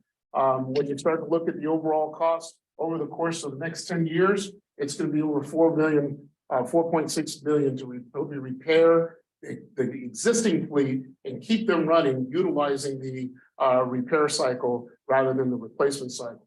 So last month, I also shared with you the aspect of these diesel vehicles and that they're not being used to their full capability. Right now, we're forcing these vehicles into what's called a regen on a regular basis because they don't see speeds, average speeds over 30 miles an hour. They're seeing average speeds over 5. Okay, so that's putting a strain on these diesels. So the question here is, what do we continue to do? Do we continue to do rebuilds and extended costs in order to be able to push the age out? Or do we actually start to look at replacing these vehicles with a different and alternative fuel type vehicle? And so that's the next plan, is to continue the state of good repair review and create a standardization fleet. As I touched on a little bit of last month, we want to take a look at the size of the fleet, the roads, the conditions, making sure we're providing and purchasing the right vehicle size to be able to take on our ridership right now, as well as prepare for the future growth. And then, of course, we want to continue in creating our schedule for replacement of these vehicles per FTA. So that is the vehicle piece. Any questions in regards to that? Yeah, I'd love a little bit more exploration of the decision-making process around transitioning to alternative fuel vehicles. This is something that was like one of the most important mandates that the Denton City Council keeps bringing up every time I talk with them, is that they really want to see us transitioning to alternative fuel vehicles. But that's very expensive, and also I'm sure you're aware it's a years-long waiting list. Like it's going to be a long process of transitioning. Can you give us any more details about what kinds of decisions we have to make and what that process might look like? Well, if we were to look at the I don't want to call it the worst case scenario, but the greenest scenario with regard to electric, that infrastructure change is massive, because now you have to look at redoing our existing parking lot and maintenance bays to accommodate for electric vehicles, the charging standpoint, as well as different spots, whether it be the DDTC or Union Transit Center, in order to be able to outfit charging of those vehicles in that area. Completely different techniques. Yes, it is. It's a massive undertaking. To give you an idea, it did take DART a considerable amount of time, over 5 years in planning in order to get that done. Actually was involved in that at the beginning stages. And of course, it happened well after I had left. But when you're starting to look at other vehicles like diesel hybrids, that is a big one. And it's something that I think would be very well utilized here, and not have the same infrastructure costs associated with going full electric. Yes, sir. I'd be, oh, go ahead. I have a decent chunk of experience with really heavy vehicles and batteries since I used to work for Waste Management, and they've been exploring this for a while. It's really, really difficult. And it's with the newer battery technologies, maybe closer to being a reality, but a lot of it is pie in the sky for vehicles of this mass. The more effective technologies that Waste has found, and it would be an interesting conversation with the city of Denton, is natural gas off the landfill. Yeah. Well, the city of Denton just, I dissolved their gas collection procedures and they're no longer doing that. Sorry. So that's, which is a shame. But you know, I that's. Well, their they're cost and they're infrastructure. selling it. They're selling it directly into Atlas, into yeah. Atlas, yeah. So, but those would be, I would love to have the conversation. I would need a lot more education before I even messed with BEV. Just because of the intensity of cost and change to our infrastructure. Yes, sir. Is there a industry guideline or breakpoint on terms of maintenance cost per mile that you all use? So you're using 55 cents per mile. Is that considered high or low or? That right there is considered high. I don't have the actual number that says there's a sweet spot. It depends on where you are in your state of good repair with the vehicles, because at that point, that's when you start to see that parts cost per mile go up. Right. There's some breakpoint. Yes. So when you also have larger, we have some 2006 models that we were scheduled to, of course, dispose of long ago that we kept based on some of the conditions of the other vehicles. We have been band-aiding those and that cost has actually gone up a little bit. It's roughly around the 60 cents per mile. But at some point, it's more or less, what are you willing to tolerate? Do you want to continue trying to band-aid the fleet and push it beyond its brink? Or do you want to try and manage your cost in the parts needed to be able to maintain them over an extended period of time? A lot of agencies will actually go with the big parts procurement along with the purchase of the vehicles that take you out 10 years. And that really controls your costs dramatically in comparison. Maurice, a quick question. What is you and your staff, what are you doing to kind of smooth out these large spikes in replacement? Well, right now, that review of each vehicle, I'm happy to say the interiors of the vehicle are in good shape. That was one area of concern for me versus, of course, the powertrains. And so a lot of agencies will do a refurb of the inside and do a powertrain. We don't have to worry about the insides as much. They're in good shape. But from an engine standpoint, making sure that we have right now 7 to 8 vehicles that are not being operated because of parts and of course, repairs that need to be done to them for them to be safe, operating ready. When we have that many number of vehicles, it does put a strain on the existing vehicles that are operating.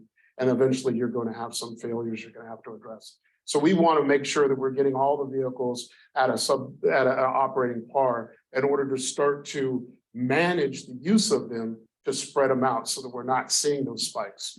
And that's the best way you can do that under these circumstances. So to kind of follow up then, is these costs, is there,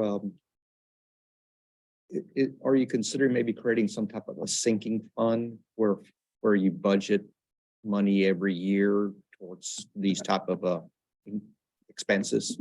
Well, I'll put it this way. If we were pushed to extend these vehicles out, I'd say yes.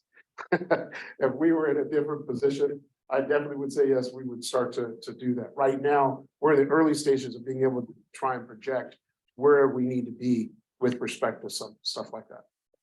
Mr. Chairman, let me jump in and say, I'm as happy as anybody to see this slide because we have not had this in a long time. This is a bus fleet plan. And this tells us that we need to integrate this into our long-range financial plan and give us some more time to figure out how we smooth out that big 31 vehicle hump there in 2027. We also have the opportunity to understand what the administration will fund from a federal perspective on grants normally tied to alternative fuel vehicles. But in order to do that, we have to have planning to develop the requirements and all those sorts of things. So you start to, this is a good picture of the way that DCTA is evolving very rapidly to a mature, complex organization that has to consider all these different things at the same time. And so that's why I'm really glad to be able to have this conversation. And we're going to reflect the costs that we know with the plan that we have in the long range financial plan this year, so that the member cities and our public can begin to understand the true costs in the out years as to what it's going to take to have DCTA deliver the service it needs to do. Great. That's kind of what I was hoping to hear. Thank you. Sure. Yes. Salvage. Salvage at the end of life. Is there any revenue to be had in Any revenue on the salvage at the end of life? So on the very first slide, we talked about the disposal of those vehicles. That is an auction process. So the only salvage you really get could be anywhere between $500 to $1,000 per vehicle at the end of that time. Right? nothing meaningful? Not to regard to how we have to operate under FTA. We just can't try and put a prediction price on something. We have to auction it off and let it be sold that way. Okay. Yeah, thank you. Welcome.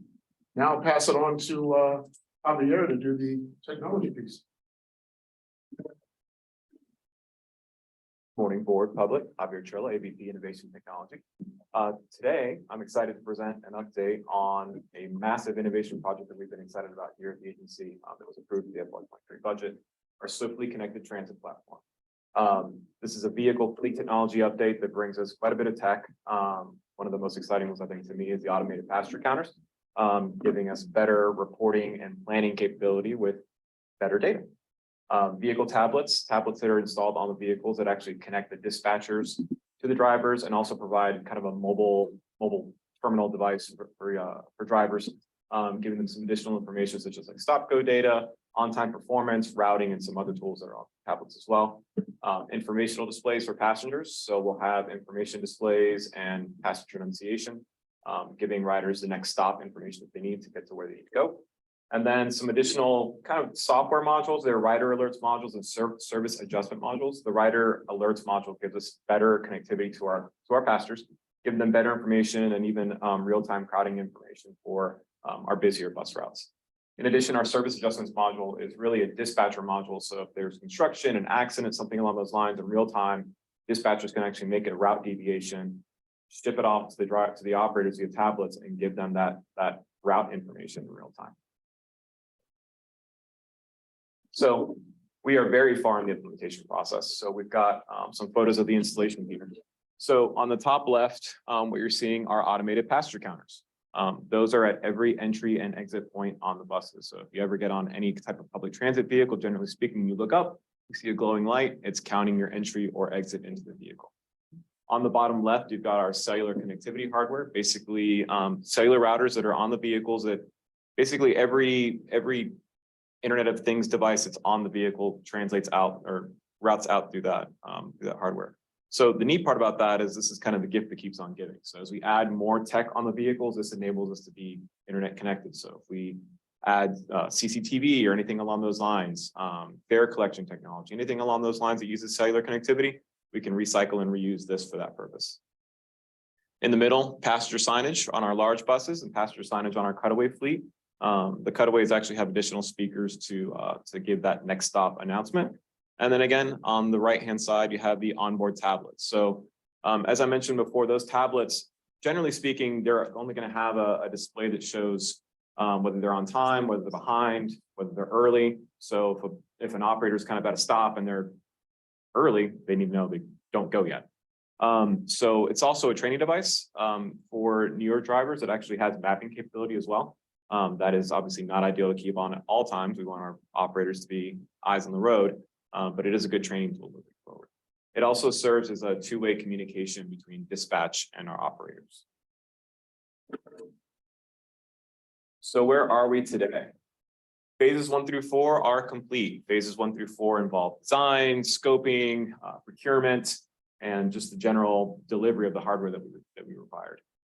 We've basically completed almost all of phase 5. Hardware installation is the bulk of phase 5, and that's been completed for all except maybe one bus, and then some tweaking and some configuration changes and some troubleshooting on some of the vehicles as we go into the testing phase. So looking ahead, phases 6 onward, looking towards a project graduation date of mid-July. So a lot of the testing is going to be done over the summer period, when a lot of vehicles are in the shop or just during the low period. We'll be doing training for operators, training for dispatchers, training for staff in general. We'll be doing testing and configuration. So our automated passenger counters, while they're already collecting data, what we have to do is make sure they're collecting accurate data. So we compare them against manual counts. So we'll be going through that process before we go through any type of FTA certification and PD certification moving forward to use those for official data collection. And then midsummer, we're looking at project completion. So open to any questions on this implementation. Any questions for Javier? Javier, can you talk to the need to certify the devices for NTD data reporting? So The process for that? So we can use this before NTD certification for reporting and planning processes. Once we've found the configuration and they're actually counting accurate data. The FTA requires what's called NTD certification of automated passenger counter. You can't just install an APC on a vehicle and assume the data is correct. There needs to be a percentage tolerance. I think it's somewhere between 1% and 5% of accuracy of those automated passenger counters. That's an entire process that will take some time once the project is complete. Basically, it's we can use manual counts, we can have verification, we can have additional staff on the vehicles just doing those counts. You can even use CCTV on it as well to do those counts, but we don't really have CCTV on the vehicles. So that process will lead us to eventually kind of cleaning up our reporting process and just automating the process of collecting data and putting it into dashboards. So all the dashboards that you see now, we've kind of talked about before, kind of phase 1, where there's just a lot of manual work that goes in behind that. So once that process and once we can trust that those APCs are collecting the right data, and believe me, we picked out probably possibly the most accurate APCs that are available on the market, we'll be able to complete that process. When do you anticipate that the calibrate, this will be, I guess, validation, the validation? Yeah, phase? so the validation of the APCs is going to, well, the testing and configuration and tweaks and calibration will be done over the course of the next several months. So we imagine we'll start collecting data that will be used for internal purposes, probably by the end of summer. And then from that point forward, we'll probably have to enlist some assistance to go through the NTD verification process. So that's still a few months left. That's still a few months ahead. Yeah. I would imagine that we're probably looking at an FY24 situation. Okay. Other question? Mr. Chairman, before Javier leaves the podium, I want to commend him publicly as I have privately. He had the vision for this last March, and we started the budget process to say, hey, let's get some telemetry on the buses so that we can get as good a data on fixed route as we have on GoZone. And so I'd just been appointed as the interim and was not thinking about APCs, but he was. And so I'm really glad that he did, because now it's delivered just in time for the sort of service planning that we're doing right now. So thank you for that. Thank you, Bob. Thank you, board. Thank you. That's right. There's no problem doing that around here. Thank you, Javier. Thank you, Javier. Okay, it is now 11:54, and we're gonna do a short recess probably till about 12:30 for us to grab some lunch, and then we'll come back to do the last 2 agenda items. We are adjourned. I mean, we are recessed. We're recessed.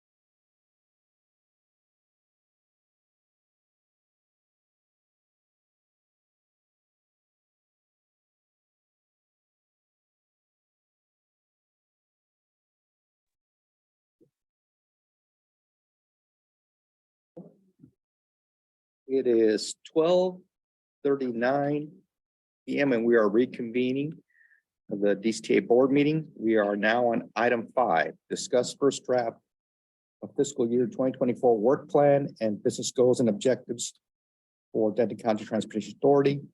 That's all proceed. Thank you, Mr. Chairman and members of the board. This is a discussion item only, no action is required. The setting for this conversation really revolves around the process that we began last year and that was codified in the CEO evaluation policy, where we want to look forward to identify where the agency needs to go in the following fiscal year. Or we want to look as far down the road as we possibly can through long-range service planning. But every fiscal year, when we go through the budget process, we want to tie the budget that we're approving or that you all are approving to a known work plan that the staff has aligned on and that I have aligned on with all of you. And so the purpose of this item is just to give a little bit of a recap on the current status of the work plan that we're under right now, and some thoughts on how the work plan is shaping up for fiscal year 24. Recognizing that we've gone through a lot of transformation over the course of the last few months that may cause some of these pieces to move a little bit, but in general, we wanted you to be informed as to where we as staff believe that we're headed next year, and then also provide you the opportunity for comment and feedback to help us adjust our direction where we need to. So this first slide is just a picture of the current work plan that we have in place. And basically, if it's highlighted in gray, it means that we've completed the task. So starting at the top, you see hiring and onboarding a chief operating officer, hiring a general manager, right sizing the NTMC organization. We've done all those things so far this year. The JROP design right now is 100% complete. DART came back to us and said, hey, you need to modify the specifications because we are going to use federal funding now. They said previously they weren't. So we've made those modifications. And now DART has asked us to just stand pat for a little while they work out some things with the FRA. And so we're in good shape there. The A-Train enhancement study, the first phase we completed, and the board said, let's come back with another set of iterations or another set of alternatives that looks at what happens if you put a station in Corinth, as well as try to get into downtown Carrollton. So that work is underway. We've obligated our rail capital maintenance plan starting this weekend. The big thing that I had in my mind is those white ramps that were used for the old train sets to board. Those will be coming off the platforms, and the platforms will be resurfaced. So that's a big step forward, in my opinion. Hiring and onboarding a chief financial officer. She's talked to you a couple of times today. So here we are.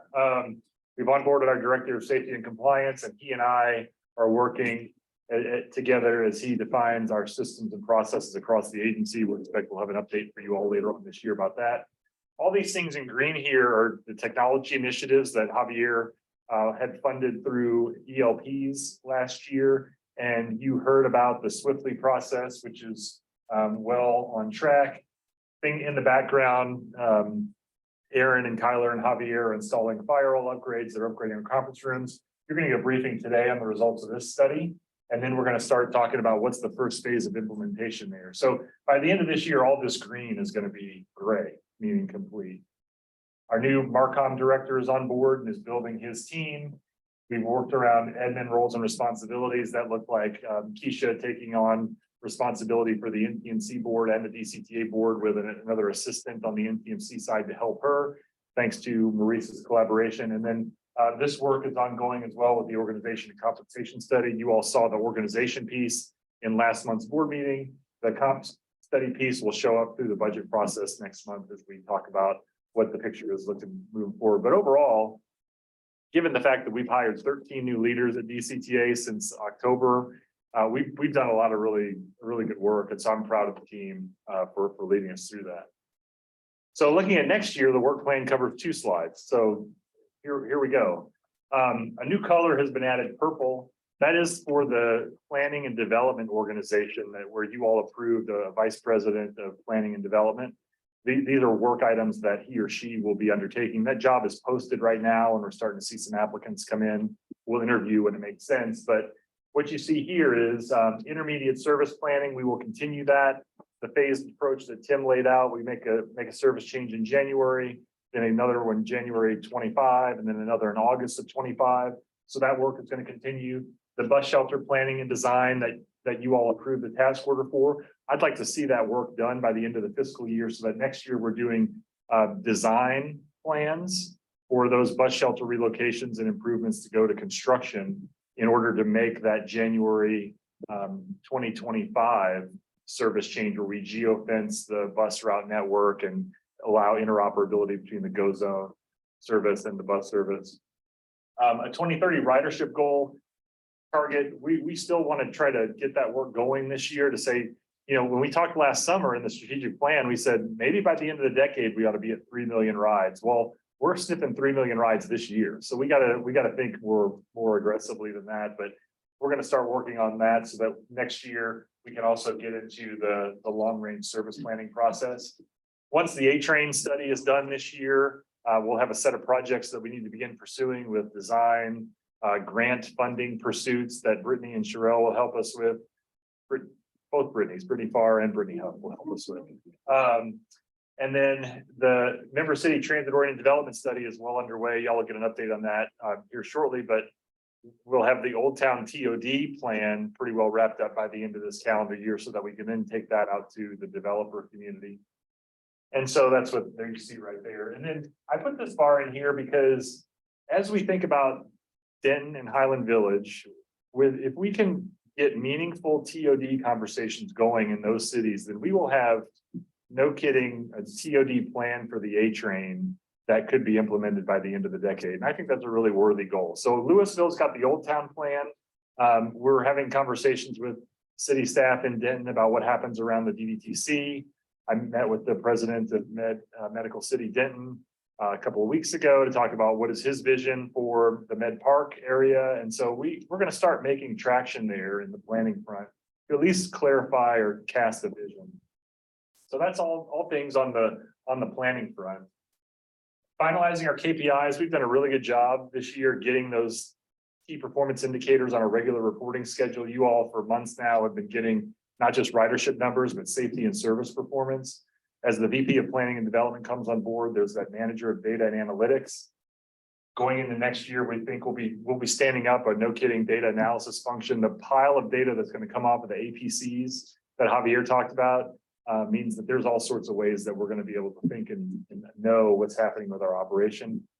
Expect the JROF to go to bid and then construction sometime at the end of this fiscal year, first part of next year.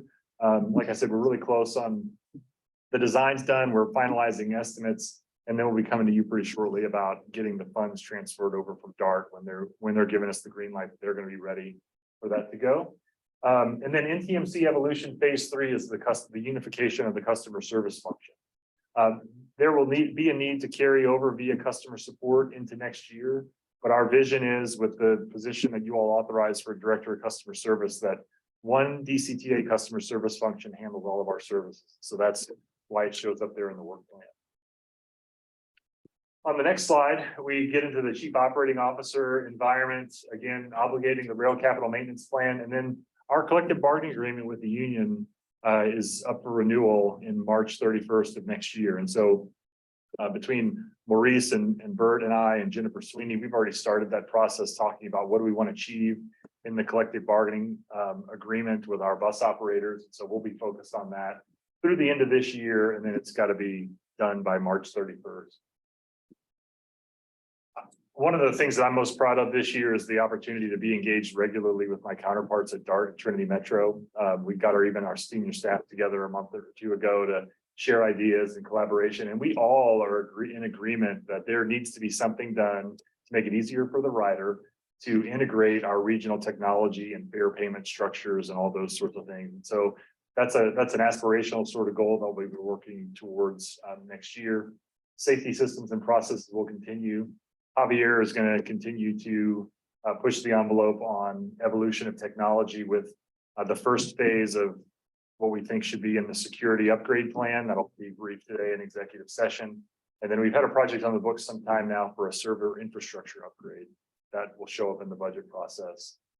The finance ERP, for all the reasons that Sherelle laid out at her briefing with regard to rebuilding of the team, is going to get pushed into next year, but definitely still something that we need to do. And so that will be on our scope.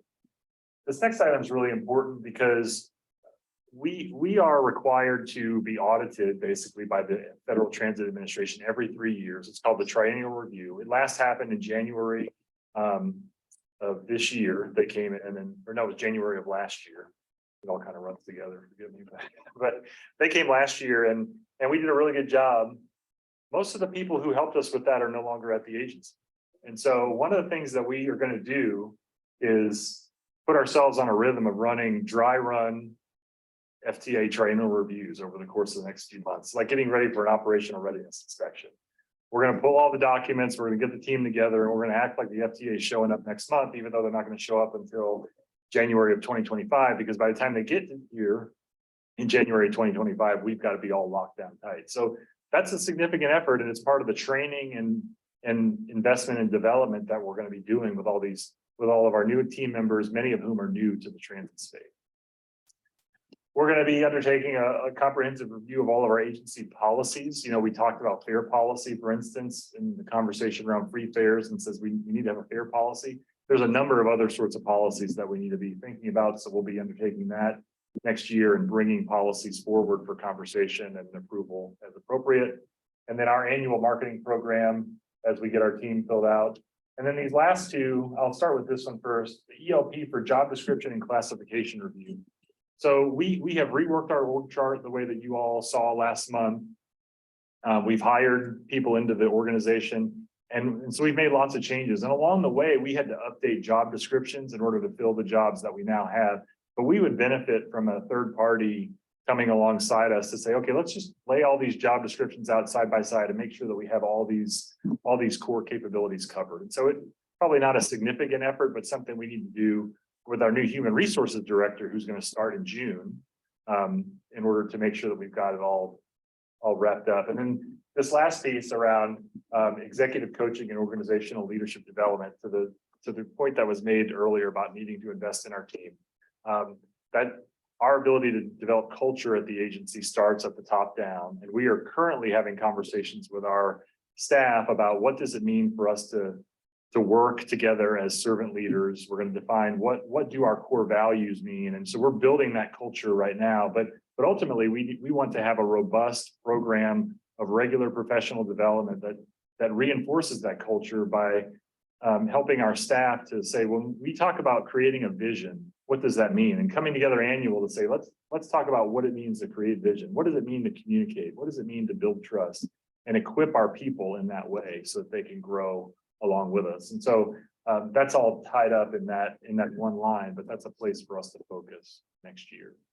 So any questions or things that are in your mind that maybe haven't been reflected in this that you would like for us to consider?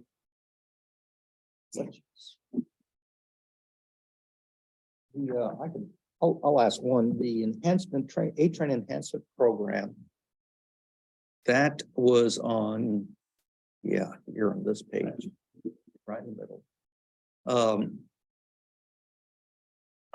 That you foresee having the study complete and presenting to us sometime in September, or basically right at the beginning of fiscal year 24. And that's going to then lead to a series of discussions as to how to proceed. Correct. Right, and so the arrow indicates this may go on. Beyond past fiscal 24. Yeah. Yes, sir. That's correct. That makes sense, okay. We are, Maurice and I sit down with Dee Leggett at DART and her team on a bi-weekly basis. Now we would have done our first one of these meetings a few weeks ago to talk about all things A-Train and Silver Line, because they are going to be close to upgrading the Class 4 track sometime pretty soon. And so what that means is we'll need to have the NCT cog bring their money to the table to upgrade the track to Class 4, which was the incremental investment to make sure there's no throwaway work, so that ultimately the A-Train can use that track to get to downtown Carrollton. But one place to coordinate is, if our study says that there needs to be sections of double track on that segment between Trinity Mills and Carrollton, well, maybe we should build crossings that have 2 tracks in them already, so that DART doesn't build brand new quiet zone crossings and then we go in and have to rip it up to do a second track. So that might be right. So that might be a place where this board would say, okay, there's an investment that we got to make right now to make sure that we're not wasting money down the road. But yes, many conversations to be had about this. Any others? Yes. Yes, sir. Do you feel like your staff has the bandwidth to take all this on? Um, as it stands today, no. We have vacancies that need to be filled. And quite frankly, and I appreciate the question, quite frankly, one of the things that comes up in my office often is, okay, how do we do this as we move into the next year, and how do we get new staff onboarded and still be able to execute these things and get them up to speed? And my response to that question has been, well, number one, we're going to talk about requirements in the budget process this year. We mentioned last month with the 4 positions that were authorized that will come back in the budget process to say, here's 5 to 8 other positions at the lowest level of the organization that we need in order to provide capacity at the higher levels to get this work done. But then also this board has been very fair with us, as I have said, hey, we just got a lot of moving pieces. We need to slide some of these things to the right. And so we're willing to do that. But the way that I'm wired, the way that our team is wired, we don't want to slide things to the right forever. We want to get these things done because this is the way that the agency moves forward. And so we're very focused on having a resources versus requirements conversation in the budget process to make sure that we can deliver. Any other questions? Yes. I guess I'm surprised after all the talk that we had about the ERP last year, to hear it being pushed back. I'm assuming that is Sherelle's call and Sherelle is comfortable with that. Would you mind speaking to why you feel like that's the right move right now? Thank you for the question. In terms of my thought process around the ERP, the nucleus in my mind in terms of our financial operation is shoring up the team, making sure that we have the right, intelligent, smart people to be able to handle their respective areas. And as you saw in my update, we're close to completing that work in terms of building out the team. And in terms of the thought of timing, I don't think that we want to wait a whole year of time in terms of having our team to understand the process. You can't move into, after having done an ERP before, I know this for certain, you can't very well move into a new system until you have an understanding, a working understanding of what's happening in the existing system, because you have to be able to imagine what your life is like in the new structure. So I need an amount of time, of some months, at least for the team to have some reps at doing the monthly close, doing the monthly procurement things, et cetera. So think about it in a timeline. We're sitting here in May. I'm feeling like the next 3 months, basically toward the back end of the year, is when we have enough reps in the old system to be able to then raise our head and start thinking about how to move forward in terms of ERP. Now, last conversation I was involved with about the ERP, which was months ago. I believe the conversation then was that we were going to bring in consultants to kind of work alongside our people. Are we now thinking that we want that to be more in-house and have less consultant involvement? I have some thoughts around that as well. The people who are going to live in the system, it's best that they are the ones that are helping to do the implementation. But it is an extremely heavy lift to move data out of one system, get it in the right format, dump it in the new system. Did everything come over? It's an extremely heavy lift to do that and to do it right. And so the use of consultants, I think consultants or augmented staffing may come in 2 ways.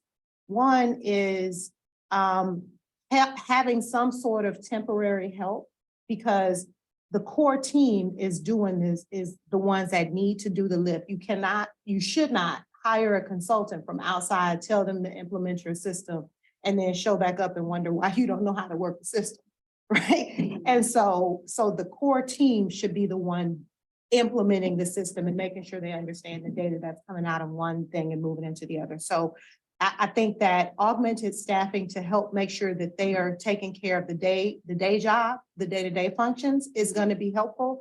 And then the other piece of consulting that I do think is instrumental, depending on the software that we go with, is having a consultant that can help in terms of,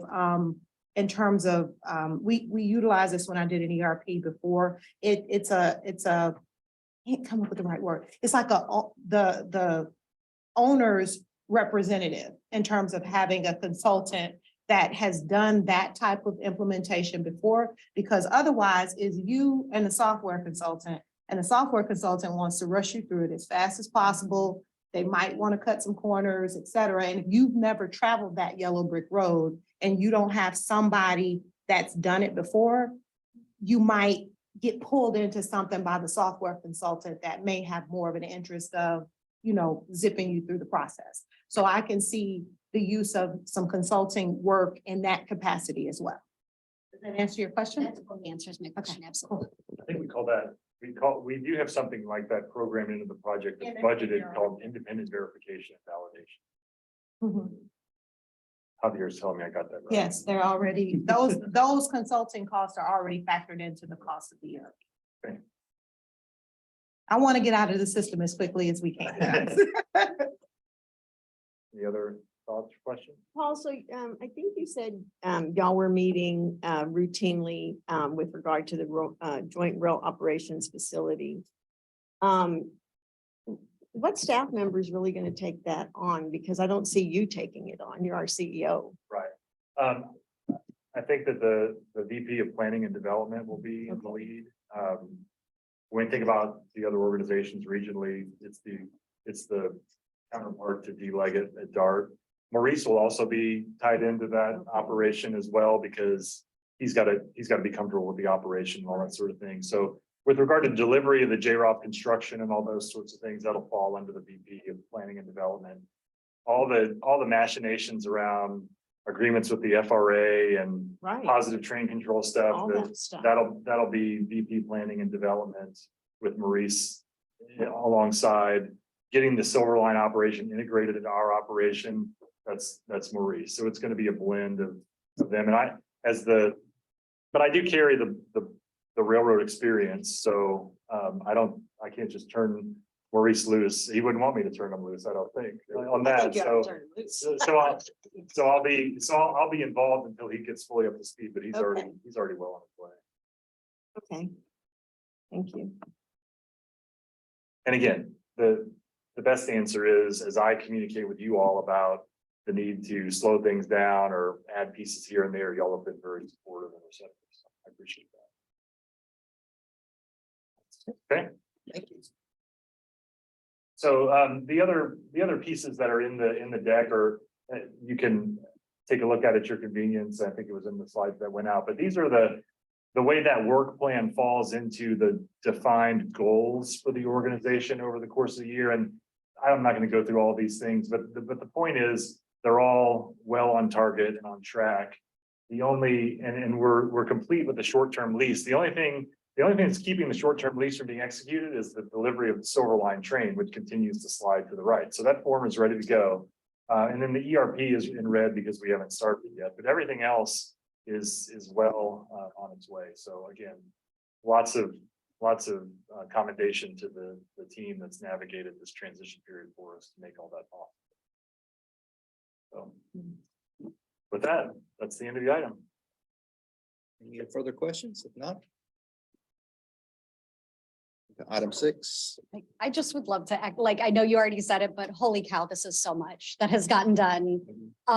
This is just an enormous scope of work. So kudos to staff I mean, this is just transformational, really. Well said. Discuss local and regional transportation updates, legislative issues. The RMC, we talked a little bit about several bills that had passed. The focus at that meeting was the big discussion was on the state's preemption bill of local control. I think it was 2127. I can't remember the numbers precisely, but it had passed the House, and they were projecting, speculating that it would likely pass the Senate. I think last time I read it did pass the Senate. So it's now on its way to the governor's office for signature. I'm sure that will be signed. So it is what it is, but that was the bulk of that discussion here in that meeting. Yes, so RTC, it was kind of a short agenda with not a whole lot pertaining to DCTA, but it was interesting that the city of Dallas area rapid transit Silver Line, there was a mediation between that was conducted by Michael Morris between the city and DART. And so, you know, kind of my question about JROF is wanting to make sure that it's not held up, but it's going to be dependent on what they decide and how they decide to move forward time-wise. We talked about federal and state legislative items, nothing specific that that affects DCTA. They did talk about a hydrogen corridor between Houston, Dallas, Fort Worth, and San Antonio for medium to heavy duty ZVs. So that was interesting. Maurice and I were talking about the hydrogen. And then the Walk to School Day promotion this year is going to be October 4th. And so they're encouraging all of us to talk to our school districts. And it's just well, the safe routes to school, to promote the kids walking to school, right? I know in Highland Village, we have a lot of traffic with our buses and stuff because we're small. And so there you have three schools on one block. And so they really want us to kind of help them promote, you know, walking or bicycling to school. And that will be for October 4th of this year. So I'm going to see what we can do with our school districts to see if they would consider promoting this. There's a cool program out there. I don't know if they brought it up in this conversation called the Walking School Bus. Okay. And you can find resources online for that, but it's effectively you find a neighborhood leader that gathers up all the kids and walks the ducklings to school. And it's a really great way to build community. But some buy-in, and I think PTA outreach would probably really be required to drive that. Yeah, because I sure would like to find an alternative to the scooters. Right now we have scooters like all over. I mean, I have to be very careful when I pick up my grandchildren because they'll come in front of you, behind you, in between cars. And it's like, oh my gosh. It's like having a battery powered dog. You get knocking your feet out from under you all the time. Totally. And so pretty much that's it, Mr. Chair. Paul, if I do that. Thank you, sir. Several items that I'd like to highlight. I had the chance to go to the American Public Transit Association CEO conference in Houston this past weekend. I ran from Friday to Sunday, and really great event. APTA as an organization does a lot of really good things to help agencies be connected and all that sort of stuff. So I was really pleased with it. And probably just under 200 people were there as CEOs or COs representing agencies across the country. But some of the notes that I took that I thought were pertinent. Mayor Sylvester Turner from the city of Houston visited with us just briefly, and he had a great story, personal story to tell about how transit helped him get from his house to the downtown area, and how as a boy, he was so impacted by the tall buildings and the people who worked in those buildings. And his whole goal as a kid was, I'm going to work in one of those buildings. And when he graduated from law school, he said, they would do the interview and then he would say, well, where's your office? And if they said, well, it's uptown, or when you go, no. Where's your office? Downtown Houston. Okay, I'm working for you. It was really funny. But one of the things that he said was that I took down is transit just doesn't move people point to point. It moves people upward. And that because that's his story. And I think that's a really solid message for us to carry. He also talked about transit organ development and how transformational it's been inside the city of Houston. And so I'm really glad to know that we're on the right track there. Industry-wide, ridership is still at about 70% recovered. Of course, we're really proud to say we're now more than 100% recovered, and we're on track for a 5-year high. So we're doing really well there. There is a bit of a disparity on riders who have returned to the system, according to APTA's data. Nationally, they say only people with greater than $60,000 in income have only returned to transit at a rate of about 25%. But if less than 60,000 a year income, about 40% have returned. And so they're seeing a gap there. Maybe one of the most impactful notes to take is that they did a little doodle poll. It was unofficial, but they asked the question, whose agency is expecting a fiscal cliff in the next decade? Meaning we don't have enough money to run our operation. The answer was about 25% of the agencies represented there said, by the year 2026 or 2027, we will not have enough money to operate. And so that means that they're looking to the federal government and state and other local taxes to help fund their operation. Otherwise, they have to cut service. Of course, we are in a really good position financially, and our sales tax has been strong. But I would note that, for the last 5 years or so, we'd seen growth in the 4 to 7% a year range. We've forecasted 4% a year this year, and we're just meeting that. We're about $100,000 favorable. So it's something that we need to be mindful of, especially as we bring forward these ideas about bus fleet planning, the A-Train capital program, all those sorts of things. On the job force standpoint, most agencies reported they're at about 10% vacancies on their operator staff, but the picture's improving. And when asked the question, what do you do? What's been successful to recruit drivers? The word cloud was spread across the whole wall. Everything from pay and benefits and bonuses and vacation to prayer showed up a whole bunch. So I thought that was pretty interesting. APTA just published a report called the Transit Workforce Shortage Report in March of 2023 that I've not had a chance to read yet, but I've looked at the executive summary. There's a lot of really good data points on there about what's attractive about the transit industry, what's difficult about the transit industry, and how we can adjust. Good conversation from a consultant at a think tank that talked about artificial intelligence. Lots of conversation in the room about how AI could impact the transit agency in the future. The two notes that I took: traditional AI versus generative AI. Traditional AI, think math major, very logically based. Generative AI, think liberal arts major. This is like create the picture, bring all these various things together. But lots of ideas generated about how we can begin to get value out of that. Also, lots of conversations around diversity, equity, and inclusion. There was a conversation about diversity in the C-suite and what makes a healthy organization. The takeaway there is, as an industry, people are saying that the command and control model of running transit agencies is going away in favor of a more broadly collaborative approach with a sole leader, kind of like our servant leadership model.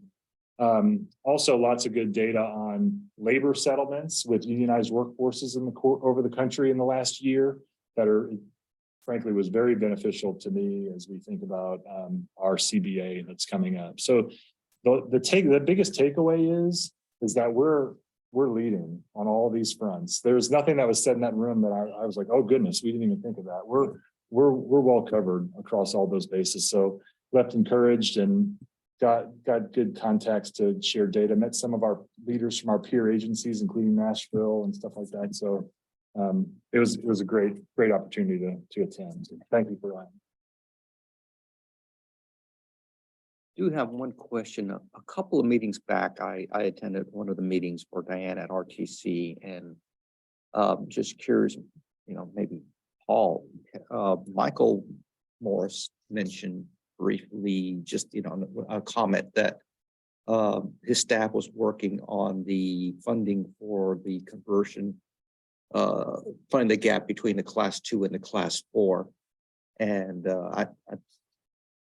I haven't heard anything else about it. Apparently, it may still be working itself through the system, and I assume they'll be talking to staff. That's right. So DART, that's DART's project. And so that's why we're having the conversation with DART around the timing. They asked the question, when does DCTA think that you'll want to be in Carrollton? Because they don't want to necessarily maintain class 4 track for much longer than it's going to be utilized. I gave the answer. It seems like we're trying to get there as quickly as we can. And so DART and DCTA are working to schedule a meeting with NCT Cog to say, okay, it's time to get the money transferred and all that sort of thing. And so DART's in the lead, we're alongside to get that money flowing. But DART will administer that project. And we'll be like a subrecipient or it's. As I understand it right now, we won't have to do anything because DART has to build the track for their Silver Line project and COG is giving them the money.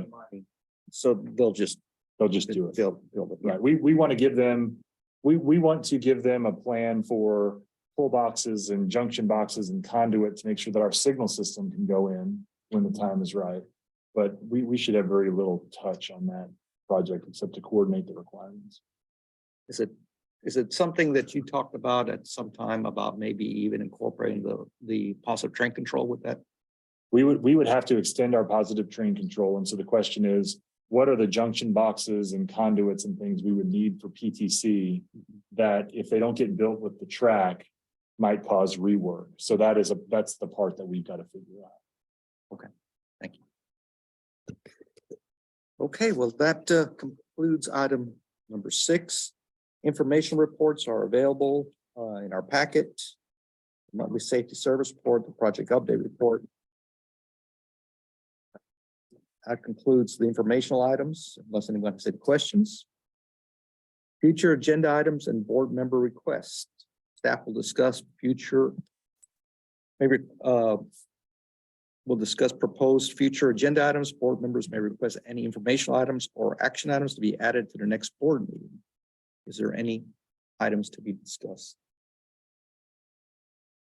Hearing none, our next regular board meeting is June 22nd, 2023. Reports on items of community interest. Pursuant to Texas Government Section 551.0415, the board of directors may report on the following items: expressions of thanks, congratulations, condolences, information about holiday schedules, recognition of individuals, reminders about upcoming DCTA or member city events, information about community events, and announcements involving imminent threat to public health and safety. Board members, is there any community events? Mr. Chair, we're gonna, in Highland Village, we'll be celebrating, Celebrate Highland Village. It'll be Saturday, June 10th. And it will go, we'll have a 5K run. We'll have a family dish out at our DoubleTree. We'll, at 5:30, we'll have music, food vendors, activities. And then at the end, we'll have an amazing fireworks display. I think I had just gotten on council, and one of the things I said is Highland Village needs a party. And this was organized. And at the time, the fireworks company was just getting in business and they wanted, so we had this amazing fireworks for like half the cost. And I'm just so thrilled to know that we're still doing that. It's just like welcoming in the summer. And people get on their boats and go onto the lake and they're able to watch the fireworks. So I know when the colony has their stuff, I can see their fireworks and I think they can see ours. So it's just a great event, family event, bring your lawn chairs and things. And so anyway, hope everyone can make it. And DCTA is a co-sponsor. And so. Any other? Well, it's kind of all day, but it.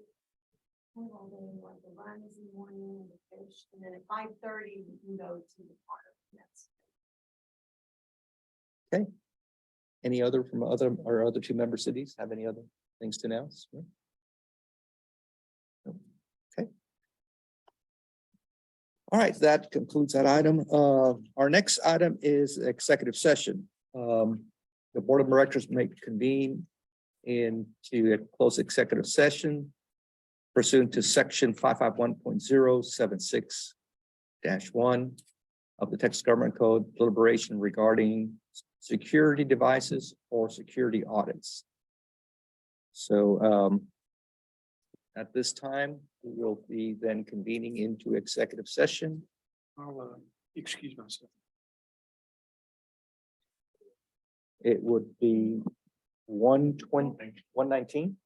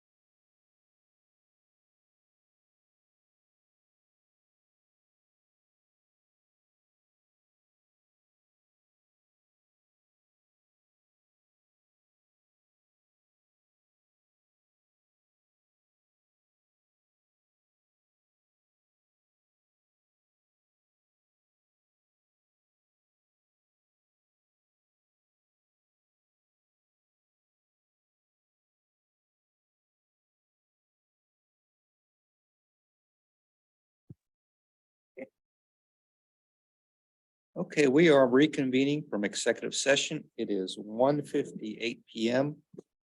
There is no action to take during executive session. So at this time, it is 1:58 PM and we are adjourning the May 25th DCTA board meeting. Thank you.